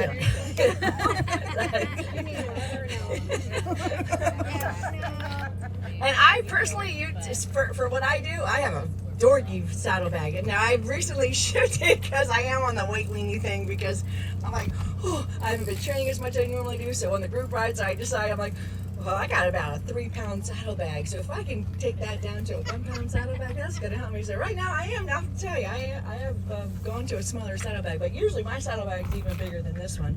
And the basic things you want in there are the tire levers. Let's see what Chad has. We didn't even look at this. So this is a great thing to have if you have it. I never typically had this. I do now. But I rode many, many years without this. But that way, if something comes loose, or especially as a beginner, as mentors, having this, I would say, is essential because adjusting saddle height, so we're trying things out. If they're out there and you think it's right, but then they suddenly are saying, oh, my knees really hurt, you want to be able to adjust the saddle. What's that? Yeah, so it's a set of Allen wrenches and it folds. So it's kind of portable. And they come even in smaller, lighter. Again, you'll pay to get the lighter version. It's going to be even more money than the normal. And of course, you want to tube. You want to find out, look on the tire and the tire side. Well, if your tire, just like our car tires, we'll have the information you need for what size your tire is, so then you know what size tube. But it's 700. Maybe that's metal. Metal.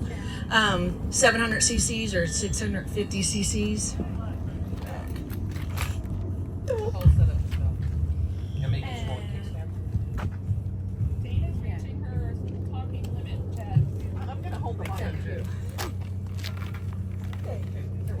And we have the tire levers, and this is to get the tire off the thing. So these are the simple, most basic you need, as well as a way to blow up, and that could be the way to get air in your tire, and that can be which we don't even have that here. oh, we have this. This is like a splurge. I never had this in my life. I learned this because of my son. I have this. And he asked for this for his birthday. And I was like, what is that? I'm like, that's genius. And it's something like in my head, I'm like, wouldn't that be brilliant if someone ever came up with that? Well, they did come up with it like maybe 5 years ago, and I had no idea. This, you charge it, and it's a mini pump. So, they're like, Is there an Amazon link for that? $100. I'll send it. I've got one. I will send the link on the Minter page. There's one that's 120. I think this is the 120 version. They're expensive. So there you go. I didn't know we had that in there. Smart. And so that's one way to go. And that way it's reusable. You also can buy the CO2 cartridges, which work and they're great, but they can be finicky because we don't use them much. The thing is, you only use it when you need it. So a lot of people end up going through 2 or 3 CO2 tubes before they actually get it to work. So that's where, to me, if you think, especially if you guys that know you love this, before you buy another cartridge of CO2, I would consider this because for night, like I said, I think it was 120. It's a one-time Silca, S-I-L-C-A, and it's light, it's affordable, so that's a great thing to have. There's And also if you don't Cycle want Plus too. Another option besides the CO2 is a frame pump. I always, the old-fashioned way is a frame pump that actually fit across the sides. They're hard to find now. They're considered like a classic thing, but you can't go wrong with having especially a full-size frame pump. And then, of course, there's mini pumps, and you pay more because they can get more air per pump because they are small, but they can get more pressure. So lots of options for blowing up your air. But I'm telling you, if you love the sport, I would definitely look into something like that. And there. Anything else in there? I will add my favorite thing in the winter because when I rode the most, I was up in Maryland, so a lot of cold rides.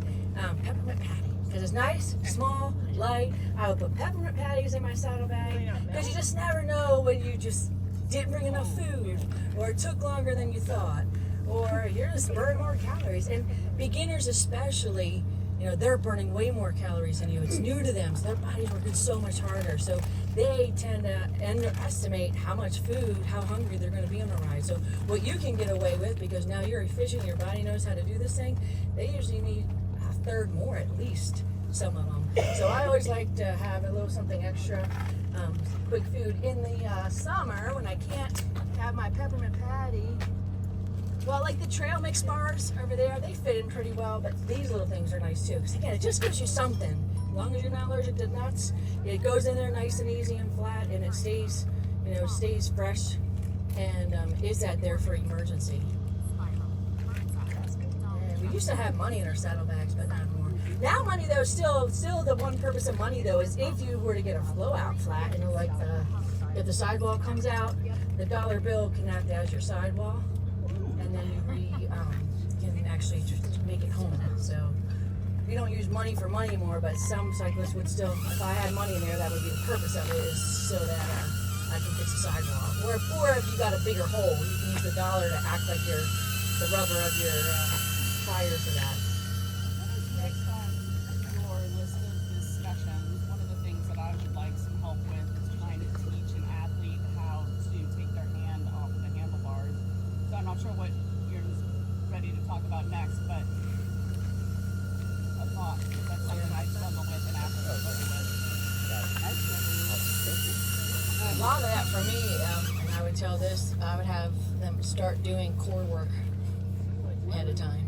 What I found, my own little experiment when we were doing the corporate program, a lot of them with the newer cyclists, those that picked up and again, we forced them into clipless pedals because of the nature of the event.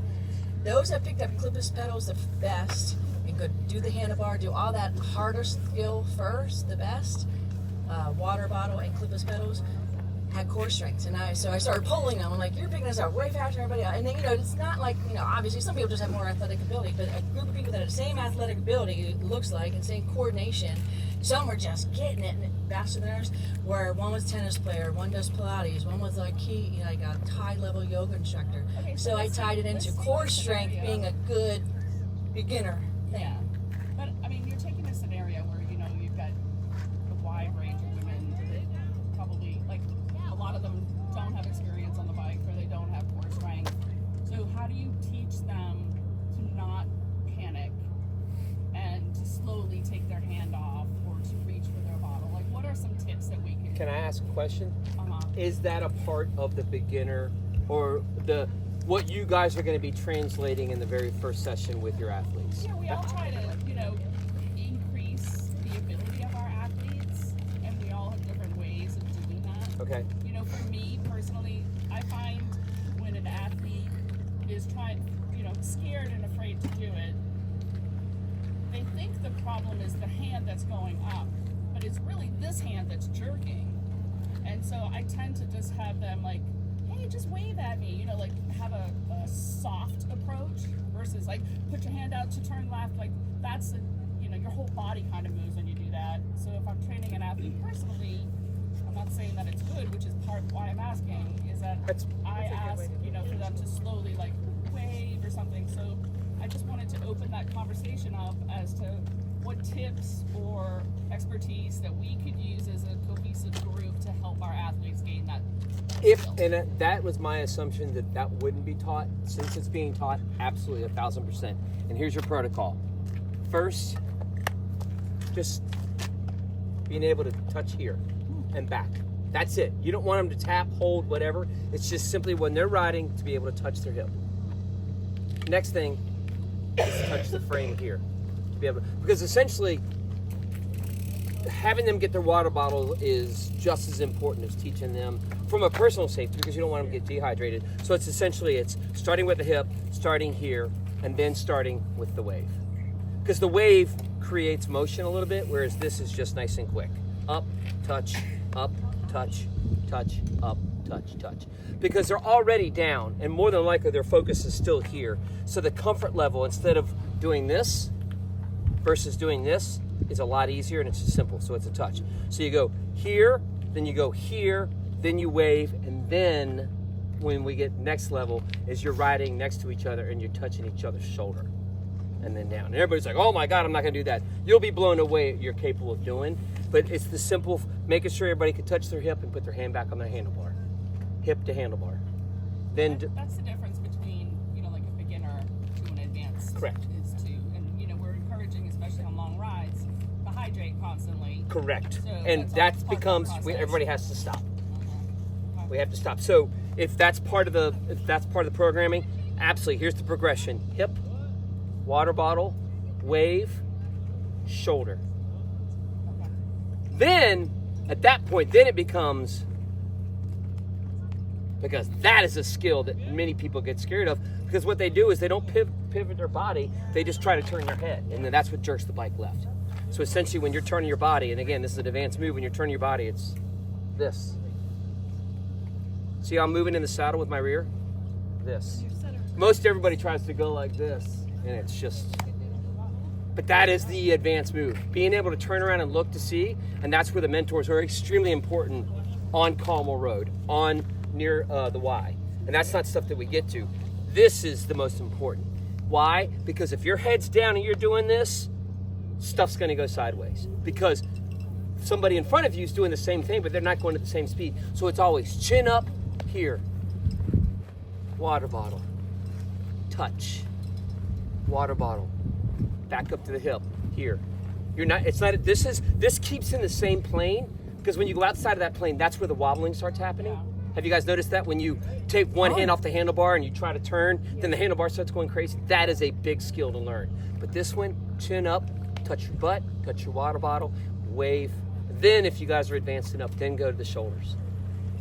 Ride side by side, one person touches left, one person touches right. Can't even imagine the beginners trying to touch your shoulder. Exactly. But I wanted to show you guys the progression in it. Emphasis today is to, at that elevated training and how to continue to improve our more advanced riders. If everybody's up like this and they're doing this and their chin's up, this is magic. This is because the first time they do it, everybody has a tendency to grab the handlebar that's being used to steer the bike a lot harder. This is where it's like, relax. Everybody take a deep breath. And I usually do, in a scenario like this, we do a 5-second in with 5. What's the old 5-4-3? In with 5, out with 5, in with 4, out with 4, in with 3, out with 3 breathing technique. It's what freedivers do when they're going to get ready, is that they teach their body how to chill out and how to breathe. So I do, or a simple meditation, or just whatever works for your crew, but get them mentally prepared, but also chill them out. we're going to teach you a fun skill, not a harder skill. The words matter, because they're going to be like, harder? I can't even pedal this damn thing. What do you mean about harder? No, we're going to teach you a fun skill that you're going to use for the rest of your life. Hands on your handlebars and just touch. Got it? With both hands, because they got to do Well, it. you got it, yeah, and then you're going to switch. You're going to go left. Switch. Yep. Because inherent, how many of you guys have never turned both ways? With your head. Fully turned. You'll find that one side is beauty and the other side is a disaster. Yes. Like bilateral breathing in the pool.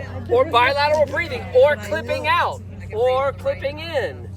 It's hard, and that's why there's two sides of the bike. There's two pedal sticks, Ren Marie. So there has to be a commensurate left and right, because if they say I can't do it in the left, and I was like, well, then you can't join our group rides because we're going to be taking a left. Oh, what? Got it? And those are, Esme, does that help? Yeah. Because this right here creates motion. Some people are like Forrest Gump, hey, y'all, and others are like, and again, what are we teaching? So it's as simple, just touch your hip, touch the water bottle, because that's a big move. I mean, be honest, how many of you guys are still like, water bottle's not good? I cannot do it. Yeah. We want you guys to leave here with the comfort that you could teach your athletes how to take their hands off the handlebars. Because it makes the sport way more fun. I mean, when you get really accomplished, you can sit up and stretch your shoulders and shake your hands out and do all that stuff. But for now, it's just a simple chin up. Why is that important? Can anybody tell me? Because you go where you look. You go where you look. And if you're looking, you see Sally Sue hit the brakes, then you can go from to. But if you're down here, you're not going to see it. And that's how most crashes happen in beginners, is their head was down.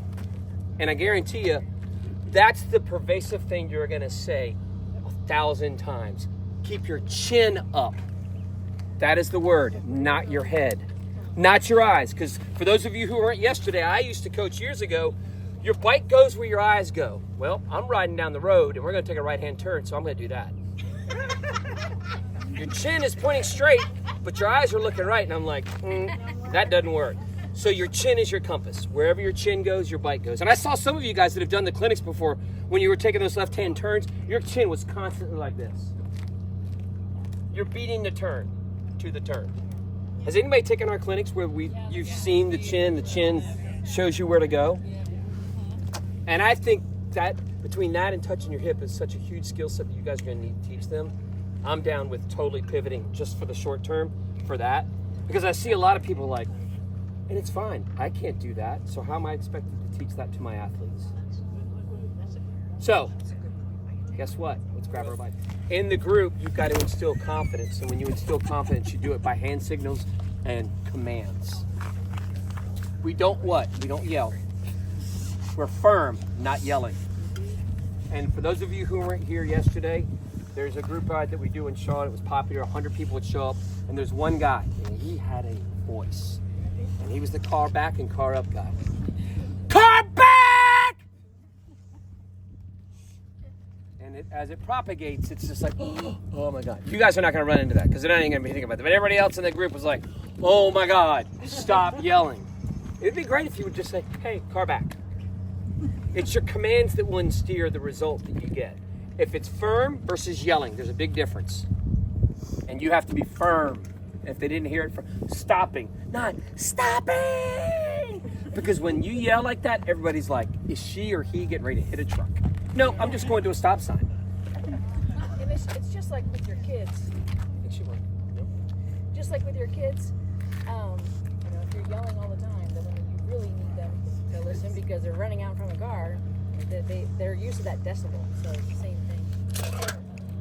Alert. Life keeps us enough on high alert. You don't need to, what did you call it? Cry wolf. Because then when something really is important, you're numb to it at that point. If it's important, scream. Yeah. It's okay. I don't want you to go, oh my God, I can't yell because there's a truck coming our way. There's a time and a place. Yes, Donna. Before you get to the next topic, I just had a clarifying question. So last year we had a few mentors who did not stop at the stop signs or stop lines within the parking lot. Or lights.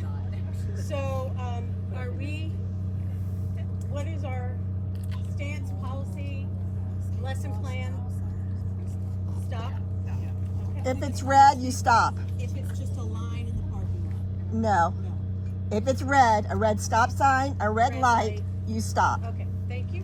Always. Wanted to clarify. Oh, and I do it. Please, Always. please do not blow through that light Yeah. at all time. Oh my God, that's. Because Oh, that's just crazy. I had one of my closest friends, and I coached for years. He's an elite cyclist. He was hit at that intersection because the driver wasn't paying attention. The driver was not paying attention. They were looking left when they should have been looking right, and he went out, and the car just hit him. So it goes back to you are responsible for you. You don't trust anything that any others. You don't. A lot of times you're on a ride, you don't know anybody, or you may not know them well. And if they say clear, can you trust that they say clear that they've gone through Chad and Dana's program? No. Can you just Do you repeat? know Chad and Dana? What, can you repeat like what was said over there? We couldn't hear the. Let me ask you. What was said? Can we give you the mic real quick? What do you mean? If it's a red What stop was the sign or thing? red Oh, stop when to light. stop? Yeah. So, like the white stop things in the middle of the parking lot, you don't have to stop on that. Okay. If it's red, you stop. A red stop sign, a red light. Okay. Okay? Even yielding. That's a tough one. But. Can you get a ticket as a cyclist taking a right on red without looking? Yes. Absolutely. You are a vehicle 1,000 times over. And in Waxhaw, they treat you like a vehicle. In Charlotte, they don't know sometimes. A lot of the times, let me rephrase this. A lot of times police officers don't know the rules of the road for cyclists. Matter of fact, most of them don't. Is that true? I think it depends on the police officer. Right, but that's what I'm saying though, is a lot of them. Katrina, why do you know? No, but why do you know that it depends on the officer? Because you were a police officer and you realize that some are cyclists and some are not. Well, and some care about traffic and some care about. Yeah, I mean it's all their invested interest in what they're dealing with. And there was a time when Waxhaw and Charlotte was the Charlotte cycling scene, and the Waxhaw police officers, we took up the road, and we shouldn't be taking up the entire road on a Sunday, but we're allowed to a certain extent. And again, you need to know. We don't know. What about South Carolina? What about Virginia? Every state and every town and every city's got their own rules about it. But the number one thing is taking care of your safety and your safety. One of the best purchases that in the world, if you live in a tight place, you can get these on Amazon for like $30. They're so great. Bike stand. Yep, they're great. They're wonderful. Because then you're not putting it on the ground, then you're not laying it down. We either hook them up or sit them up. Got it? All right. So, an open Q&A. Who's going first? Is it Esme or Hillary? They've already loaded me up with one or two questions. Hillary, go. How do you teach to bike in the rain? How do you teach to ride bikes in the rain? Because why? Tell us how to. Because we're going to bike in the rain. You guys are going to bike in the rain. No. Got it. Yes. Number one, braking distance. Think of yourself as a car. Does braking distance increase or decrease in the rain? Wait. When it's sunny out, do you have better braking or less braking? Better. Better. When it's raining out, you have Less. when you have cantilever brakes, which are what are on. Nope, that one's got. Nope, who's got rim brakes? Who's got rim brakes? Does everybody know what rim brakes means? It means it grabs the rim. Has far less stopping power than disc brakes. Your car has cantilever or disc? Yes. Disc. So it's got great stopping power. Got it? Number two is you let a little bit of air out of your tire. We were like, well, how much air do I put in my tire? Which is probably going to be the next question. Yes. On your sidewall, this will give you the recommended tire pressure. Problem is, well, let me ask the open-end question. Out of, let's take Dana's bike and Dana's weight. How much, don't be smart, how much tire pressure should Dana be putting in her road bike with those kind of wheels? Does anybody have a guess? 80? 70. Oh my God, I heart and love every one of you. Want to know why? Because back in the old days, it used to be 95 to 125. 70. And it's like you're riding a brick. So they figured out that it's more aerodynamic at 110 pounds. No, it just beats the hell out of you for the entire distance. You're getting the same speed. Got it? So on a road bike like this, for Dana, I'd probably put in 85, 90 pounds. What do you have in it, you know? 85. All right. What about Coach Chad's bike, which is a gravel bike? This is 35. designed to go on the road, on the gravel, on trails, on this, on that, whatever. 35. 35. Yep. 35. Now, here's why it's 35 on this bike, because I don't have a tube in it. So a tube versus tubeless, the differences are subtle, but it will tell you on the sidewall, because this bike, the way I bought it, has tubeless. So I know what to put in the tube. Same thing with this bike. This will tell you exactly how much air to put in. And this bike right here will tell you how much air to put in. And this bike right here will tell you how much air to put in on the sidewall. Yes, Melissa? So some of us were trained to read the wheel. Is it just the lower end of whatever's there? The lower end, great point. The lower the pressure. The reason why is because most manufacturers do on the high end. Oh, they didn't need this anyway. But we'll put it back on. So it's on, remember it's on the lower end because the more tire pressure you have, not the better aerodynamics or whatever, it's just gonna beat you up more. It's more bouncy. No, on a mountain bike there's a difference, but on the front there's not. Yes? Okay, I have a question. I weigh significantly more than Dana. Right. What should my tire pressure be? Should it be the same? Incrementally more, like 5 pounds maybe. Okay. You're gonna be surprised. You will be surprised. But remember though that the surface area and the tire pressure are so much that you're really not going to notice. If you start to ride and you start bouncing, you don't have enough air in. But if you feel that it's subtle enough, but when you start going over speed bumps and going over like little bumps and the bike feels like it's just beating the crap out of you, let a little bit of air out. It's okay. But do the good point, Melissa, use the lowest end of the recommended tire pressure. If you're a little bit heftier, maybe go in the middle. But don't try to use the high end. Because, and I'll use this as an example. A dumb husband that I was coaching his wife, and he kept putting in, because he knew better, 110 pounds of air, and she weighed 107 pounds. Wow.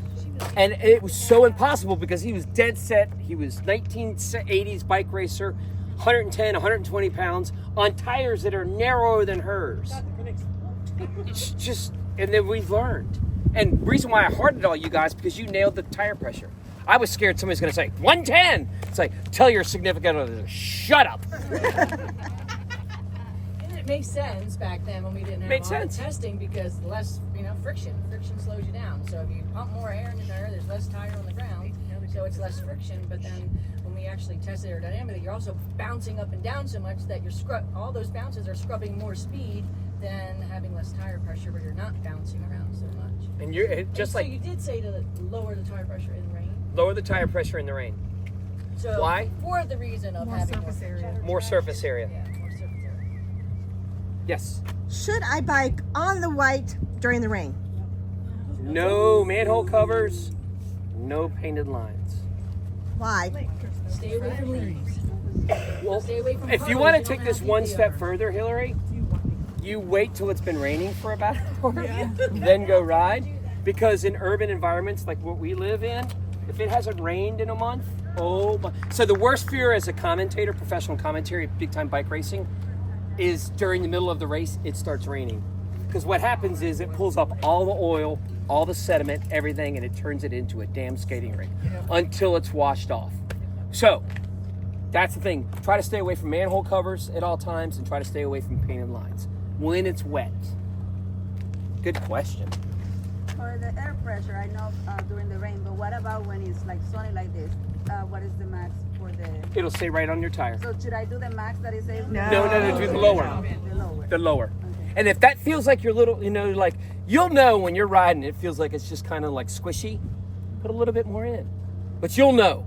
You'll know when it's like, yeah, Okay. it feels like I've got a Even when flat. it's sunny, like I know that's good when they were talking Yep. about raining, but like when it's sunny, I don't never go to the top. No. The way the ball you It's just so, it beats you up at the higher tire pressure. It's a lot more bouncy. because Bouncy, it's like, There's less tire on the road. Diana is like still uncertain. Let's define this. I think you said. no, that's like okay. Diana with the I think part. So you said if there's a range for Yep. us to blow our tires to the lower Correct. range on sunny days. On the lower range on Yeah, sunny mine days. just say I think up to. It doesn't have like a range. Oh, it says up to? Yeah. What kind of bike do you have? We can nail it. Is it a hybrid bike or a road Yeah, bike? it's a road bike. It's just like this one. Yeah. 80 pounds. 80. That's a safe starting point for all of you. And if you're a little bit heavier, then maybe go up a few pounds, but not much, just a fraction. Got it? And you're gonna notice a totally different ride when you do that. And you think dropping it 5 to 10 on a rainy day? Yeah, 5 to 10 pounds on a rainy day. Just a huh? I mean, I think ideally, Yeah. like Chad said with the race, if you're out riding and it starts to rain, you can pull over and let some Pull over and let oil. some out. It's not going to hurt. I mean, again, That's a safe great thing. skill to learn, by the way. So, just not being so get finished to let that oil get off. Pull over somewhere for 10 minutes and let that riskiest part of riding the new rain pass off the pavement and then get back out there. All right, Allie, Yes. come up, please. Did you talk about feathering the brakes? If you have this? Oh, okay. All right, so Allie's gonna show you the parts of the bike with our assistants. Okay. We've got 3 different bikes, so we're gonna point to each. Yeah. So we've got Chad's bike. Where is the top tube, Allie? What's that called? Top tube. It's on the top. All right, where's the seat post? It's under the saddle. So you got seat post And saddle. and Top two. Saddle. so you have 2 separate names for these 2 things. Oh, this is this. Yep. Oh, this is Seat tube, seat tube, post. Seat post. Oh, sorry. That's okay, you were Seat close. tube. Yep. Seat post. Yep. See the post? The post moves up and down. Perfect. All right. The tire. The tire. Very well. Which is different than the wheel. Yes. 1,000,000%. Yes. You led me down the road, and I was getting ready to say, but this is you didn't pop your wheel. You popped your tube. So when you go into the bike shop, don't say I popped the wheel. They'll be like, damn cool, show me how you popped the wheelie. You popped the tube, all right? What about your down tube? Down tube. Yep. Down tube. It's Down going tube. down. Saddle. Saddle. Not Stem. seat. Not Stem, seat. On stem. both bikes. Huh? Stem. Stem. Integrated. Can you change the length of your stem if the bike doesn't fit you right? You can if it's not integrated. Right, This not is, on mine. if this you is can't. integrated. This can be changed. Yep. And this can be changed. Very, very good. All right. On my bike, rear derailleur. Rear derailleur. Here. It's that big clunky thing right there. Yep. This is expensive. Don't mess with that. If you break It's that, electronic. I don't have any cables. I know that, but tell our fans what this is a derailleur here. So I have my rear derailleur and everything on my bike is electronic. My power meter, my derailleur, my shifting, my braking, there are no cables whatsoever. It communicates electronically. It's bushy. Unless the battery dies. As long as you don't have your battery, which I didn't have my battery yesterday. Did you find it? Did you? Oh yeah, I found it. Charge I found it. Charged it and found it. All right, where is Chad's front derailleur? He don't have one. Why don't I Because he have got one? one chain ring. Because I have what, Allie? One chain ring. Right. What about the other 2 bikes? Where is the front chain ring? I mean the front. Sorry, the front derailleur. It's subtle. It's hard to see. I know. I was like, what?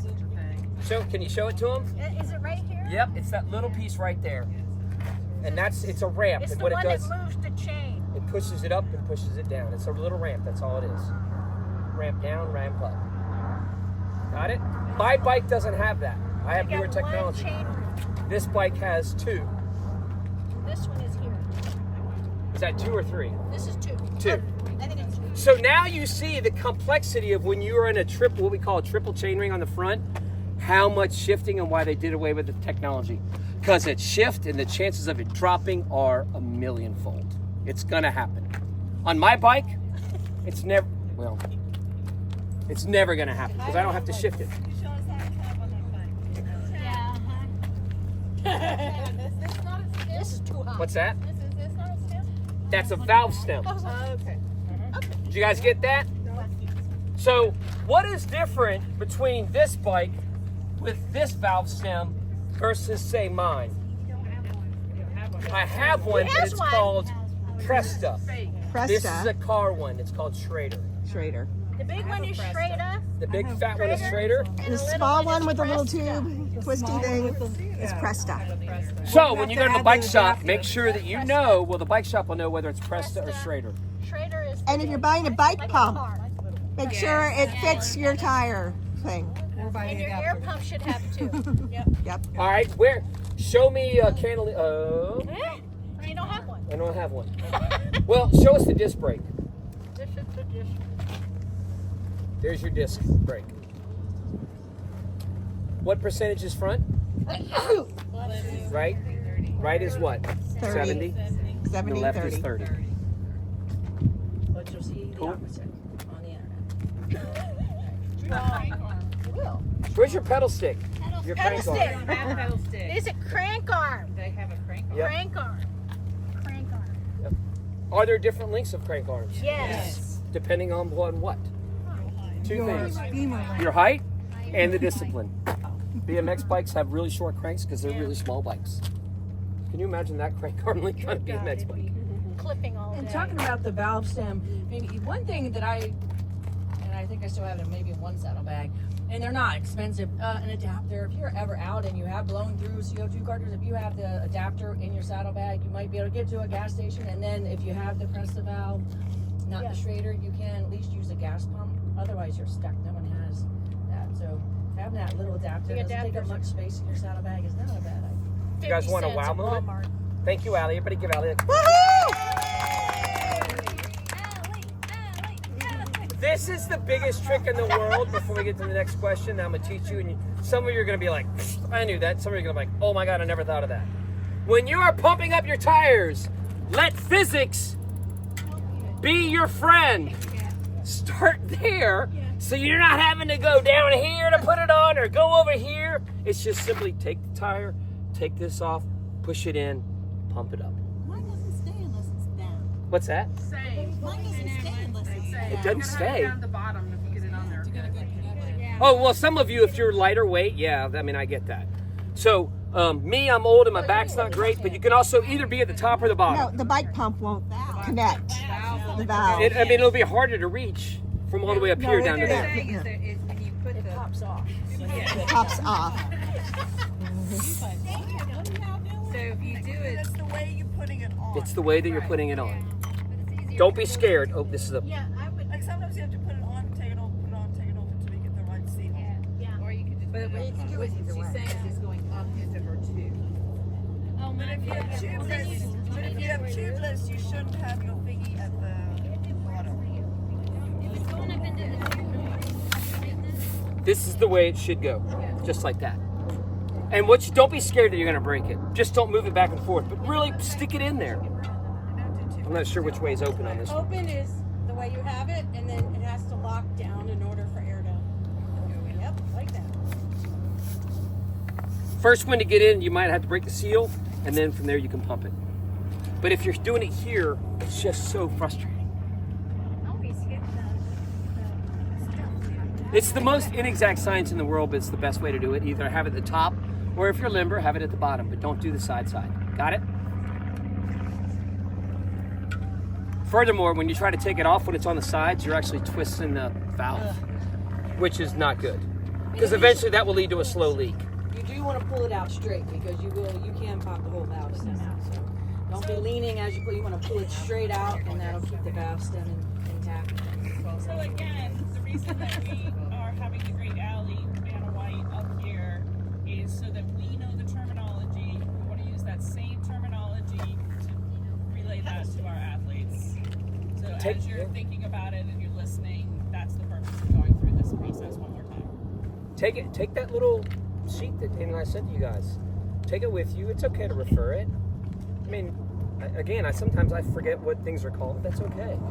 But you're educating. But you want to empower them when they go in the bike shop. They're not, hey, something's wrong with my pedal sticks. The bike shop will go, oh, your what? Your crank arm. Oh, those. Okay, that's going to cost you $800. That'll cost you $800. They know you're an idiot. And here's your upgrade. We got you more expensive. Go back and start just raining. So we talked about the stuff to do on the bike. Did you talk about feathering when you have cantilever brake to dry the rim? No, I've not talked about that. So I think we missed that because we didn't have a cantilever bike up here.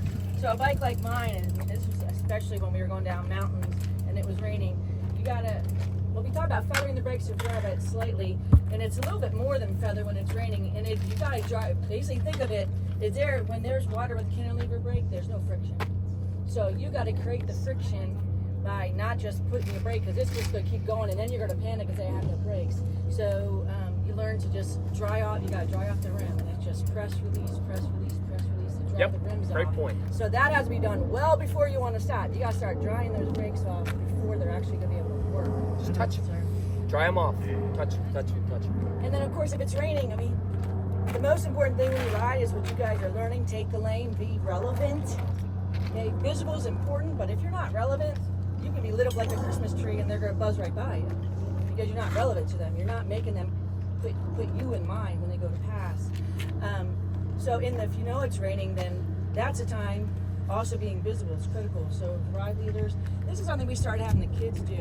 I never thought to do it for a corporate event, but when we started taking the kids on the road, I just bought a few of these and threw them on them to have more brightness out there. Yeah. And then We with do them, that. we kind of, it came in You a guys tool. have that, right? Yeah, we do that. Okay, great. So being lit up. That and radios. That's when it's important to be more visible. Also, you got to be relevant. But if you know you're going to hit rain, it doesn't hurt to have safety. And ride leaders, if you're carrying a backpack, why not carry a bright one too? If you guys carry supplies, just little things like that. And also, biomotion is always good, but particularly in the rain, biomotion is having bright shoes, bright socks, something. That pedaling motion is an automatic, oh, that's a human being. So that's one advantage cyclists have over runners, is runners have more of a stride. For whatever reason, the cyclical pattern is human, because animals don't ride a bike, but animals do walk. So that cyclical pedal stroke is an innate thing, no matter how mean and how much they hate cyclists. Their brain initially does trigger, oh, human being. What they do after that's up to them. So having bright shoes, bright socks, all the time is something I've worked to adapt and start as I change out my shoes and my socks, starting to just get bright stuff. Rear light, so front you can lights see that. during the rain. About to say, how important are your lights? Oh my God, they're so critical. And again, it's so weird about lights and mirrors in the cycling world are taboo for some reason. I don't get it. It used to be like the days back when you could race and not wear a helmet. Now it's like nobody would even think about racing a bike.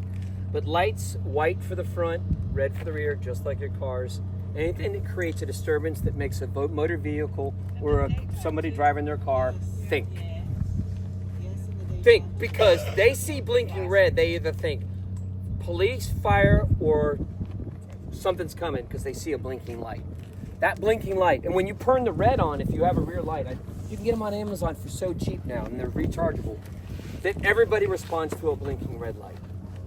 Everyone. And it's crazy how much of a difference it makes when you're out on the road, about how they key on it. You will make a motor vehicle think before they pass if they see a blinking red light. Because again, I'm going to keep saying this, and Dana's going to keep saying it, is that they are processing something that they don't do or they don't understand. Therein lies the problem. They don't understand the speed, the ability, and the tenacity that you guys have when you're riding a bike. So they're just thinking, and I hate to say this, they just think you're little Billy and little mom and dad riding around the neighborhood, but you're not. I've been in so many scenarios where the motor vehicle, the person who was driving the vehicle said, I did not realize they were going that fast.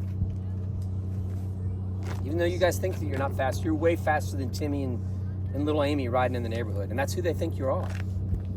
And I hate to say that, but that's the car driver's mentality. You guys, on the other hand, understand it. So when you're driving, you give 3 feet, you see a blinking light, you understand what to do. Motor vehicles don't. Okay, this is Lawyer Hillary speaking. By law, you must have the minimum a red reflector. We really strongly encourage a red light anytime you're on the road. You're a vehicle, you have to have that on your bike. During rain and during dusk, you have to have a front light. A lot of people don't have front lights. Most don't, right? But by law, you're a motor vehicle. Motor vehicles have those responsibilities. You do too as a biker, okay? And think about it this, I mean, how much is it increasing your safety and visibility just by having a $20 blinking light? If you're gonna spend $1,000 on a pair of wheels, for God's sake, spend $20 on a rear blinking light. Yes, Beth? Guys, if you show up to training and you do not have lights that are working, you will not mentor, you will not ride, you will not get credit. You've got charge lights. Remember to put lights in the bags. Stop at Target, buy a light. If you have to on the way over, have your lights. There's something cool about going down the road in a car and seeing 40 blinking lights. I've been riding bikes since I was a teenager, which is about 15 years. So just to pull up on a group that has blinking lights is such a powerful feeling, and it creates a sense of safety. And when you're in a group with a bunch of people that have blinking lights, it creates that safety. It goes back to that question: how many of you guys felt better when everybody was doing their commands? And every one of you are like, oh, way more. Well, the blinking light is a command. It's telling the motor vehicles, hey, we're up here, take care of us. All right? Next question. And they can be leading. We're fine with that. I just have a comment about that. Mary and I did and Andrea, we did a triathlon in Charleston. The fog rolled in, and the people who turned on their lights, you could see. And it was anything because it was like everybody was taking their eye protection off because you couldn't see 2 feet in front of you, but you could see the. Yeah. It was bad. It was bad. I was really glad I had those lasers. Yeah. If you've ever had the opportunity or the pleasure or the beauty to be able to climb from Marion to the top of Mount Mitchell, you will fully understand that Marion, the very first year I did Assault on Mount Mitchell, North Carolina seems like the weather's great, but between the low country in Charleston, through the PD, up to the mountains, the weather will change on you in a minute. And when I did Assault on Mount Mitchell that 30-something years ago, it was 78 degrees at the base in Spartanburg. When we got to the top, it was snowing.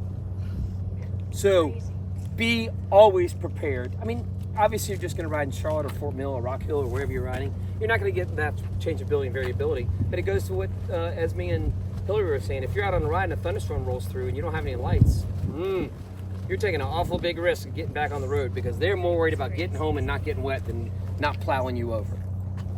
Lights, lights, lights. I have a question. Christine, then Melissa, then Nick. Yes. Can you speak a little bit to not so much like road safety, but safety in terms of avoiding injuries and how important it is? I think we're all guilty of not doing a fully proper warm-up or cool-down. And sometimes for some more experienced mentors, 20 miles is okay, but for some of these athletes, it's their first time on a bike.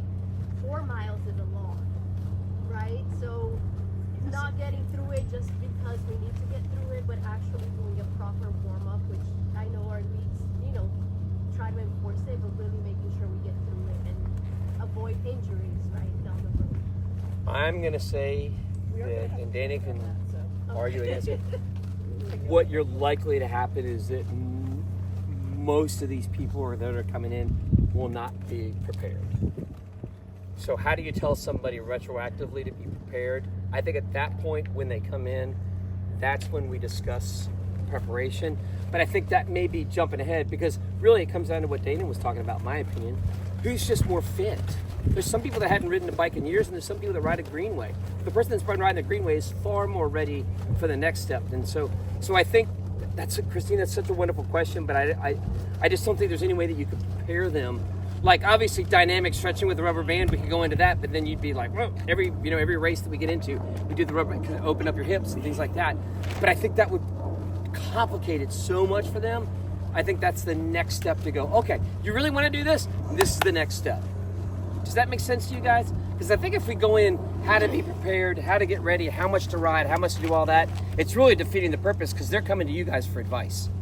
They've signed up for TIFL to learn how to do that. And if we're telling them to be prepared, then I think that, what's that? We're having a clinic on that, for those of you who didn't hear her say it. But were you talking about before you do that 4-mile ride, warming up for that as well? Yeah, like when we get together, we always have some exercises we try to go through at a minimum, but like how important really is putting the focus on that as much as it is on the bike ride. I don't think. Remember, I think the first thing is safety. I think the other thing is we do try to do that every time. Try, I love that word. You have people coming in on 2 wheels at 6:29 or 6:35. 6:35. Your crew's already That's such a wonderful question, but that in itself is like nutrition. It's one clinic and explaining how do you prepare for a 30-mile bike ride. That's easy. We've got it locked down. But none of these women are coming in with any previous knowledge, in my understanding, or if they do, it's minimal at best.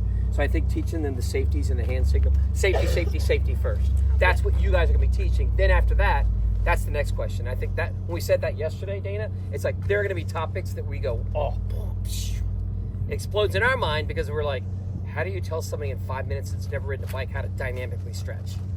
They're like, what? I just want to learn how to pedal first. Does that help or hurt? Yeah. Doing that dynamic stretching is great, but I don't think it's anything that you guys touch upon. Cycling, the advantage of the cycling part of what you do is it's not high impact. You know, the chance of injury through cycling, holding the bars and turning your legs around, minimal. So the warm-up itself is not as critical. What you're going to be doing as the warm-up is that bike training. That's warm-up, really. And because that leads to the safety, before you do anything else, they're being reminded how my bike works. Any activation like where that, those brakes are, where the shifters are, and then as you continue that bike play and they get ready for it, then you can add some of the other drill. Okay, today those who feel ready take during cue out. If you feel ready, touch your hand and put it back on the bar. You can add little things to that, but you guys say super basic. Your warm up at first is just remember how your bike works. That's all I would do. This is just for everybody. At the end of the bricks, when they come back from run, if you are running with any athletes, we're going to ask you to do some like static stretching with them. We were not as good about that last year. We really need after the run for them to do, the hamstring stretches, the calf stretches, the after exercise stretches. And so we're going to try to be more intentional about that this year. Okay? That's a good point. I would say, if anything, it's your after riding stretches, the shoulders, and the hips. I'd rather you spend time on the after ride stretch than anything beforehand. Melissa has a question back here. Yes, Melissa. This is a tiny bit off topic, but I think most everybody's here for the first time. Would somebody take just a minute to tell us where we are? It feels like heaven to me. Oh yeah, no, yes, for sure. I'm glad you said that. So you guys are now officially in my neighborhood, kind of. I moved to Charlotte in '89, lived near the airport, and I moved down here because I just wanted kind of a little bit slower pace. So what you have is the Riverwalk community, and if you've never been here, it was designed. Everybody knows Spencer Looters? Yes. Some of you know Spencer, founder of 24 Hours of Booty. Well, Spencer and I rode together that November that started the 24-hour, now it's foundation, I guess. Spencer came to me 22 years ago and said, hey, we need to build a velodrome, and I'm going to do this thing called 24 Hours of Booty or whatever. I said, great, whatever, moving on. So the velodrome ended up coming and anchoring this entire community. It was the very first thing built. And the velodrome for Dana... And ironically, it's the least used. And I'm living outside of Baltimore at the time. We drove down and made a beeline on our way to Florida to see the velodrome because that was so exciting. But it's the least utilized thing here. So sorry. Go ahead. Which baffles my mind. It became the backboard and the idea. So what I'm trying to say is that's where Dana won her 8 world championships. Whatever. And that was in England, in Manchester. I think she won the 8, not here. So and then from there the neighborhood was built. And then as the neighborhood was built, they were like, well, let's build a BMX course. And this is BMX. The pro hill is up there at the top. It's 24 feet high. Then you've got the amateur hill. And the world championships were held here. So you have families coming from all over the world this past summer here at there. The second thing that was built was the criterium course. What's a criterium? A criterium is essentially get 100 bike racers, stick them in a blender and hit puree. Yeah. That's a crit. This course has bumps and whatever, and it's 1 mile, and it happens to be a very popular place for you to come out and ride when there's not an event going on, which is rare, if ever. So you can come out here and ride in a perfectly safe environment. Then, on top of that, once that was built, phase 3 and 4 were built. The reason why I know is because I bought my best friend's house who passed. This is 2. 2, and then 3 3, and then 4 they're building. 3 is under construction. 3. 4 is supposed to be the multi-million-dollar gated community that I think they have abandoned because they know nobody's coming to Rock. So I live in the neighborhood. I can say that. Yes, as a neighbor, and then from there, the second anchor would be the Piedmont Trail, which is down on the river. It is stunningly beautiful. I don't suggest to go down there on a Sunday when the weather's nice because you have walkers everywhere. But this is open and it's stunningly fun. Now, what's coming up? I was asked. I'm putting on some amateur racing, which is irrelevant, but May 15th through the 17th, we're going to have Justin Ratiki and his daughter are going to be putting on a 5K. And then we're going to have food and all sorts of stuff. And the big time bike race for the pros from all over the world will be coming here on the Anchor, which is that Saturday, the 16th. So if you're interested in just watching and trying to understand bike racing, even though you have no interest in it, that's a great opportunity for you to come, look, be a part of it, have something to drink and have something to eat and enjoy it. And Beth and I both live literally like Down the hill. houses down. Down so the if hill. you guys want to set up a time to come up here and ride, you know, we can. It's open all the time. There's hardly anyone here unless there's specific events. Rare. And you know, Chad's saying you're not, but there's a women's top 5 category. You guys could come out and do the race. I said if you don't want to race, you may not. Yes, Nick. So I think there's the contention of when you're going down a hill. Say that again? When you're going down the hill. Okay. So I coast. Some people have told me not to, and to continue to pedal doesn't make a difference. So the question Are you was, leading the group, are you or are at you the just front on of the your group? bike ride? I'm just cycling. Okay. Tell them to bug off.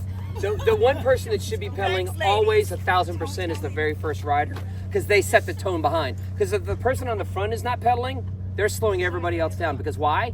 How much can you save riding behind the rider that's in front of you, percent-wise, of when you're drafting off the person that's riding in front of you? Anybody have an idea? 30%. 30. That's why I'm always tired. 30%. So have any of you been going downhill and the rider in front of you wish would speed up? The only reason why is because you're going downhill and you're using their draft, so you don't have to do anything. Then that's why the person in front has to be pedaling, because if not, it is a bottleneck behind them.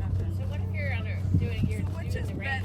Which is better? Like, is it better to? Are you doing, okay, is this specifically for a triathlon when you're going downhill? Mm-hmm. Okay, here's my one answer. That clock is ticking. Pedal. But triathlon does have a no draft. Well, I mean, that, But if you're absolutely. like out there and you're like There's draft, legal, non-draft. I commentated the national championships in Milwaukee. Yes. The question really needs to be from an athlete point of view, the way that I sort of taught athletes based off of you. I was taught to continue to softly pedal a downhill so that you could tell when your tires are engaging. yeah, because otherwise you can't feel when you start. So do you make it harder? That's what gets to the here. Stop right there. That's when it gets to the next session of how do you shift gears. And some of you already know it because you've done the next level. How do you shift gears going from downhill to uphill? That is the one that gets everybody. And we can approach it, but essentially what you do when you're going downhill, and Dana, you can tell me if this is what you do. When I'm going downhill, I'm usually in the big chain ring because I want to go fast, right? But when you're going downhill, and the first reaction that new cyclists do is they switch the front, they go from big chain ring to small chain ring. Well, guess what happens a lot of the time? You go, or the chain drops, and then you're stuck on the hill. No, you shift the right first, harder, then shift the left from big to small, because that reduces the amount of change you have in your cadence. Has anybody gone down the hill and you're in the big chain ring and then you shift to the left and you start pedaling up the hill when you feel no pressure, the small chain, and then eventually sometimes you just fall over because you can't change the gearing under duress when you're climbing because it'll go, so you have to anticipate. And that's a big skill, learning that. But instead of shifting left big to left small first, you shift the right harder first. That way you can get a feel of what it's going to feel like, as me said, what we call soft pedal, or just moving your legs over. You're not killing it down the hill, you just get a feel of the resistance in the terrain. Then when you get to the base, then you can micro adjust with the right. But if you go big chain ring to small chain ring in the front, there's a high likelihood you'll either drop the chain or you'll end up spinning out. Yeah, Make you sense? lose all the momentum. So biking, cycling is all about efficiency. So that downhill gives you momentum. And you can decide to add more momentum by pedaling, but I don't recommend it because, I mean, it all depends on your purpose. But if that's downhill is giving you the speed you want, then why try to go faster? And what I see beginners, this is what I would get this question a lot. Well, I pedal really hard on the downhill because I want to get as fast as I can so I can get as far up the hill as possible. All that energy that you're pedaling, because you have to be in a big gear. You have to be very hard gear. Very hard gear in order to get any resistance on most downhills. So that means you are working your butt off on a downhill when you could be resting just because you think you might get an extra 10 meters. So you're breathless now. Okay, you might get that extra 10 meters. Great, happy for you. But if you're breathless before you that climb and you're only 1/3 of the climb, where you would have been 1/4 of the climb but not breathless, I'd rather be 1/4 of the climb and still be able to breathe than a little bit farther and be out of breath. I think you're not going to get that big of a gain. Yeah, it's a good opportunity to eat, to drink, to relax if you're in the middle, but always the person on front should be pedaling. And that, I'm glad you said, because that's the time you'll see me. I'll get out of the saddle, I'll stretch a little bit on a descent, I'll get up out, and that's a time to chill out and do those things. The only time, remember, always do the subtle thing first, which is the rear cassette, right rear. So it's always doing the subtle thing first before you do the big thing. The only time you're ever going to go big to little is if you or somewhere you don't know and you're pedaling and you make a right turn and suddenly there's a wall there. Then you're going to drop the chain big to little. That's the only time. Yes, Hillary. Sorry. The hardest challenge I have is getting the beginner to stop riding the brakes going downhill. And what position should they be to be the most comfortable when going downhill? Like I remember you said sitting back on the seat and going, stuff like that. So there's a 100% chance of everybody death gripping the brakes going downhill. Yeah.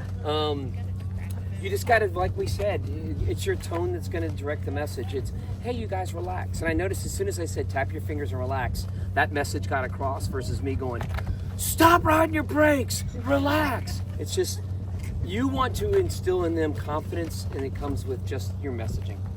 And like Hillary said, if you're in a group, you're going to be on the brakes. That's until you get more comfortable with riding in a group, that's going to happen 1,000%. So the only way to get them comfortable with the speed is to keep doing hills. Yeah. In order to get comfortable going downhill faster, you got to keep going uphill.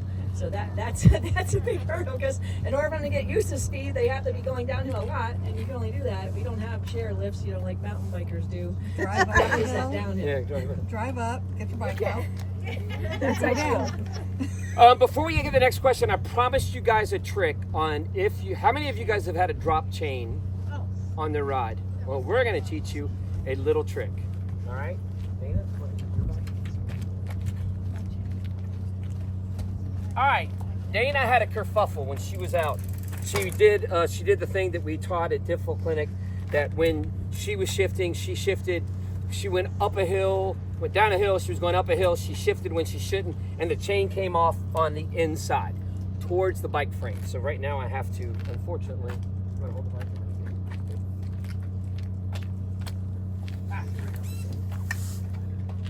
So I'm going to pull it off. You want it on the big? So I went big a little. Yeah. Oh, okay. Well, go ahead and just pull it So off. you're saying That's big what I'm to trying to little? do, is pull it off. So I went from big to little, and this would be the cross chain. I'm not worried about it. I'm going to take it off. Take it all the way off. All right, so I'm going to take it off for Dana. All right, it's in the inside. How many of you guys have turned that way? How many of you guys have seen that on a ride? Tons. That sucks. What's the first thing you do? And it's usually in a group. It's like a pack. It's like, what are we going to do? How are we going to get it? Hold on, I'll do it. I'll just grab it and pull it on. Well, nope. Dana's going to show you a trick that it's going to be like, poof. You don't have to touch the chain at all. So what Dana's going to do is, she's in that situation. You're going to have to get off your bike more than likely. Advanced skill is doing it on the bike. If I have somebody, like if I see Dana do that, I'll actually get behind Dana and push her while she's trying to get it back on. So she's going to take, it's on the inside, right? Correct? So where do you want the chain to go? To the outside. So what she's going to do is she's going to push her gears. Did you guys hear that? That means she's shifting up. Then she's going to pick up her saddle and her rear wheel like that. And then you're going to have somebody else do it like this. And you're going to keep shifting. Now, sometimes it doesn't work, but there she got it. So you do the opposite. Don't panic. You do the opposite of what you just did. So if you were going big, It's always the front. Don't worry about the back yet. Always the front. So now she's going to go the opposite way. We're going to go outside. Got it? So we're going to pull it. Well, I see that. Now she's done now she's done that. So now it's like, you know, of course it doesn't want to do it now, but. So there we go. Same thing. It's a little bit more delicate here because you don't want to scratch it. But what she's going to do is, can anybody tell me what she's going to do? She's going to shift down. She's going to shift from the big ring to the small ring, so the front derailleur will pull it up onto the chain. Got it? So if you're going big to little and it fell off, you do the opposite. You shift the opposite way. If you're going little to big when it fell off, you go big to little. And as long as you can keep some momentum and keep a gentle pedal, it'll correct itself. Most of the time with our inexperienced bikers, it is jammed. Meaning it's not moving anywhere. Then you're digging in. All right. And that's probably because they kept pedaling. They kept got scared and kept pedaling. Yes. Did everybody get that? When it falls on the inside, pretend you're pushing it up to the big chain ring. When it falls on the outside, you want it to come back on, so you're going to push it so that it, and more than likely, you won't even have to. If it falls on the outside, you can just pedal and it'll probably come on. It just so happened that you pushed it so hard that it just flew off to the outside. The inside, you're going to have to shift to get it to push up. On the outside, if you pedal nice and easily, that derailleur will pick it up and put it back on the chain. And they just, eventually they learn. Everything has to be subtle. During the turn of the pedal, you were shifting? Shift before. And it doesn't have anything really to do with the back. They screwed up. It doesn't matter whether it was here or down there. Because then if you get caught up, it's like, well, it needs to be in the middle of it. Nah.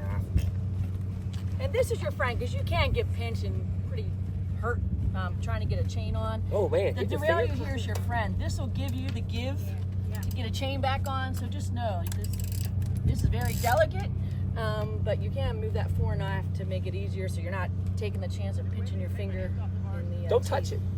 Touch it is the last resort. And you're going to get frustrated, especially if it's trying to come back on the big chain ring. You have to do a little full revolution to get the chain all the way on. Because I've seen people that go, I got it, and they stop halfway, and then the chain pops off again. Because it's never really grabbed the entire chain ring. Does anybody want to try it to see it, and that way you can kind of get an idea? Or does everybody intellectually get it? Side for us. There we go. Oh, look at that. It happened anyway. Sweet. All right. All right, first step is to what? Hop off your bike, right? Hop off the bike. Okay. You might want to show her how to shift the bike. Then we get to do the opposite, so you know how to shift my bike. So you do the opposite. We are trying to drop the chains, which is this one. So we shift the opposite, which is pushing this all the way over. So with Dana's, you got to push both the small lever and the big lever to get it to go up. That's Shimano. Yeah, both of these things. So the brake lever and that. Shimano is push both to get it to come up, push the little one to go, have it to go down. On the front. Yep. Keep going. There you go. She was like, I'm going to be an airplane to be redundant and go 5 turns. The question was, it's an awkward feeling on this particular style that Dana has to get it to go up. Dana has electronic shifting on that, don't you? Yeah. So it's easier.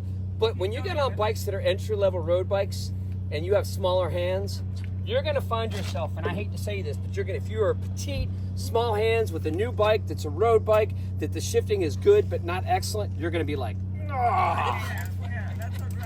It's like you're scooping ice cream because you got to grab both with 3 fingers or 4 fingers and push both of them to get it to go up. And it makes a clack, clack, clack, clack, clack because you're not doing it smoothly because you have smaller hands. There's way at the bike shop for them to reduce the amount of distance. There's smaller brake hoods, there's smaller shifting. There's ways that you can counteract that. But most everybody is not going to go through the expense of buying a bike that has what Dana. With Dana, it was just as simple as just touch, and it went. But that means that you need a new bike, right? That means you just need a new bike. And I am officially opening a bike shop after this, so if you guys... You're taking over where Old Town was? Yeah. Does that make sense to you guys? Those are all wonderful questions, but I just wanted to show you that hack before we went, because I don't want to see you guys have dirty fingers. But that being said, there's shims that can go in the brakes. Yep, if shims. they're having trouble reaching the brake lever, and that's another thing I told you about handlebars. That's one of the things about the industry I don't like. The bikes come with men's with handlebars. They also come with men distance. We don't have male and female brake levers, so they can put a little shim.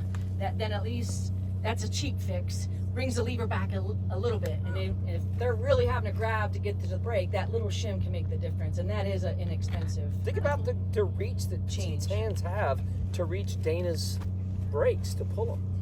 So a lot of petite people, male or female, sometimes almost have to take their hands off of here, and they have to go like that to get to it. That's stupid. And that's just frustrating and dangerous.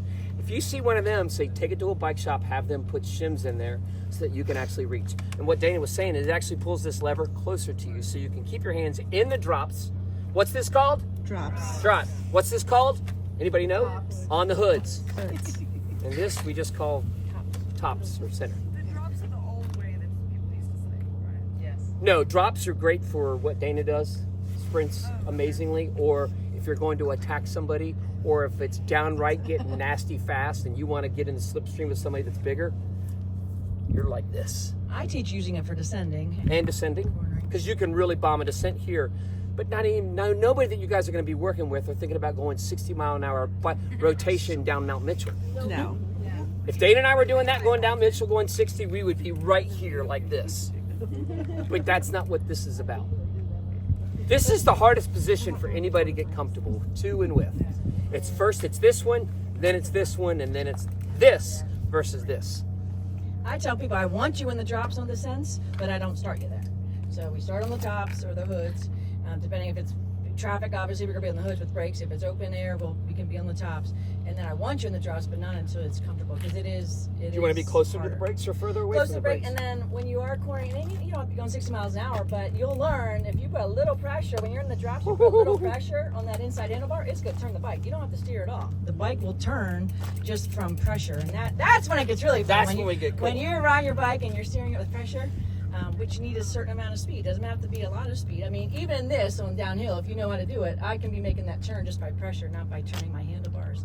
That's when bike riding's even more fun. Like steering a horse or skiing, outside foot. It's like, whoa. How many of you done a camp of ours where you actually felt that outside foot pushing and the bike just goes whap? A few of you, and it's just like an aha moment. You're like, oh my God, where has that been all my life? But we aren't teaching that, and you guys won't be teaching that to start. All right, I guess we have time for a couple more. Any techniques to relax your shoulder? I get to tense still, like holding Drop. this. Other than practice. When we get tense, the first thing we do in bicycle racing, it's called a tell. In general atmosphere, it's called I'm getting tired. So as a bike racer, this will give you a reason why, is that we always have our shoulders dropped, and it makes it seem like we're not suffering. So when we're out on rides and you want to make somebody feel bad, you never say, did you enjoy the weather yesterday? Because that's a yes or no answer. You give them an open-ended question to find out if they're suffering or not. They have to answer with a sentence. As far as you guys are concerned, it's just a great way. Well, it's true, right? It's just a great way. What was the question? I got lost in my own. Oh, you're so. With you guys, for us, this is a tell. Always drop your shoulders and tap the handlebars, because it starts the grip that creates all the tension in your elbows and your shoulders all the time. Or a bad bike fit, but we won't go into there. Always tap. Did you guys hear me yelling tap the fingers? Did anybody find themselves relaxing when I yelled tap your fingers? It's just on the handlebars. And you guys were doing it at speed in a group of people that you kind of know. That's pretty impressive.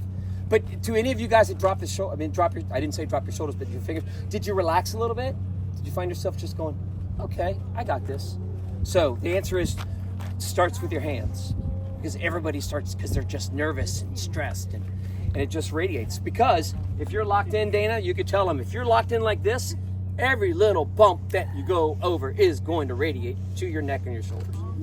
So that's why you see a lot of cyclists either shaking their hands or doing this. It's because they're locked. Every tense muscle is more energy, and cycling is so much about efficiency. You don't want to tense anything up. Don't waste energy, ever. So it's a little thing like a grimace takes more muscle than a smile. So, yeah, you're gonna say, I want to see a smile. That's less muscles. All the little things help. And then, that being said, having the elbows bent, and I learned working with people that when you say, oh, I want more bent in your elbows because they'll be riding like this, they go chicken wing. But we don't want chicken wing bent. You just want bent. Because again, we want to teach them good skills, and aerodynamics plays a role. And especially when in the sport you guys are in. So when you say bend elbow, just check they're not doing a chicken wing bend elbow. Bend elbow just means come straight down, and then take out that locked arm. You'll see me do that a lot if you ever ride with me. I'm always like, Chad, you're too tight. Loosen it up. Loosen it up. Because it's stressful. You're with other people that you don't know, and you're on a bike for the first time in 25 years, and you're trying to learn all this stuff. Your first is fight, not flight. It's like, it's too much, and you grab harder. That's While you better think be of that, good. when you think that question, this just popped in my head. I want to commend you guys for being here because it's wonderful to see women on bikes and then the ripple effect you guys have is just warms our heart, and that's why we're here, because we know the ripple effect. So by us working with you, the huge ripple effect, you guys have a big ripple effect you've had, especially those of you who've done it over the years. So I was approached by Gary. I just know him vaguely from the velodrome, and so he came over and reminded me who he was, and he just thanked me for having you guys here. So I just want to pass that on to you, because I can't be here if you weren't here doing what you're doing and taking the time and dedication, and you having the courage to do your first triathlon. That's huge, and I hope you realize how much it means to us, because just because we've done a different level of competition doesn't mean that we don't get that big step. We also had that first big step. We get to relive it every time. So it's very inspiring, empowering to us to work with you, because you are helping people take that first big step. And if we can help you do that, then we got more people feeling better about themselves, being healthier, making the world a better place. So it was just wonderful to have him stop. And for a second, I was like, I can't really talk. But then, thankfully, I didn't shut him up right away. And that's what he kept watching for a while. And then Dana telling a 6-year-old man to shut up. That sounds familiar. Except when I couldn't talk. He loved that. He could say whatever he wanted, and I couldn't do anything. My question is about bike gloves. Bike gloves or love? Gloves. Do you recommend them? Is that something? Oh my gosh. That's a great way to finish it. 1,000,000,000% better. Here's why bike glove. I wear full fingered. That's not cool on road bikes, but I don't care what the mountain bikers say. I love them, and the reason why it's twofold. When it rains, man, this becomes an ice rink. It's slippery, any bump, your hands will slide off. Gloves help that contact point on it, and in the summer, you're gonna be sweating. Yep.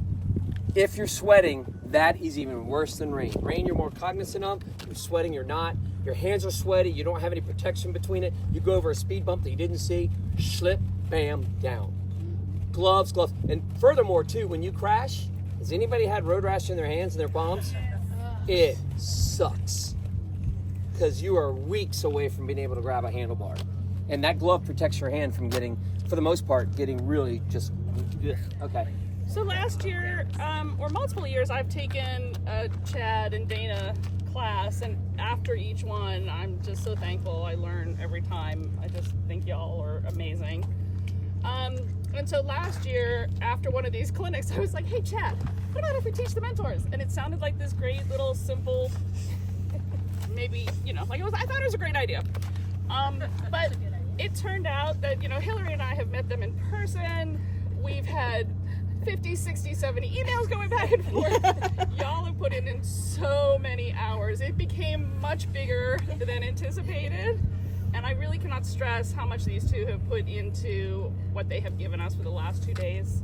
So we are incredibly thankful, and what you've done today not only teaches us, but it's really teaching generations going forward. That's what we want. We're going to teach our kids, we're going to teach our sisters, we're going to teach, athletes year after year, and, we're recording it, and so we'll have this, and we really are so thankful, and breathe after this.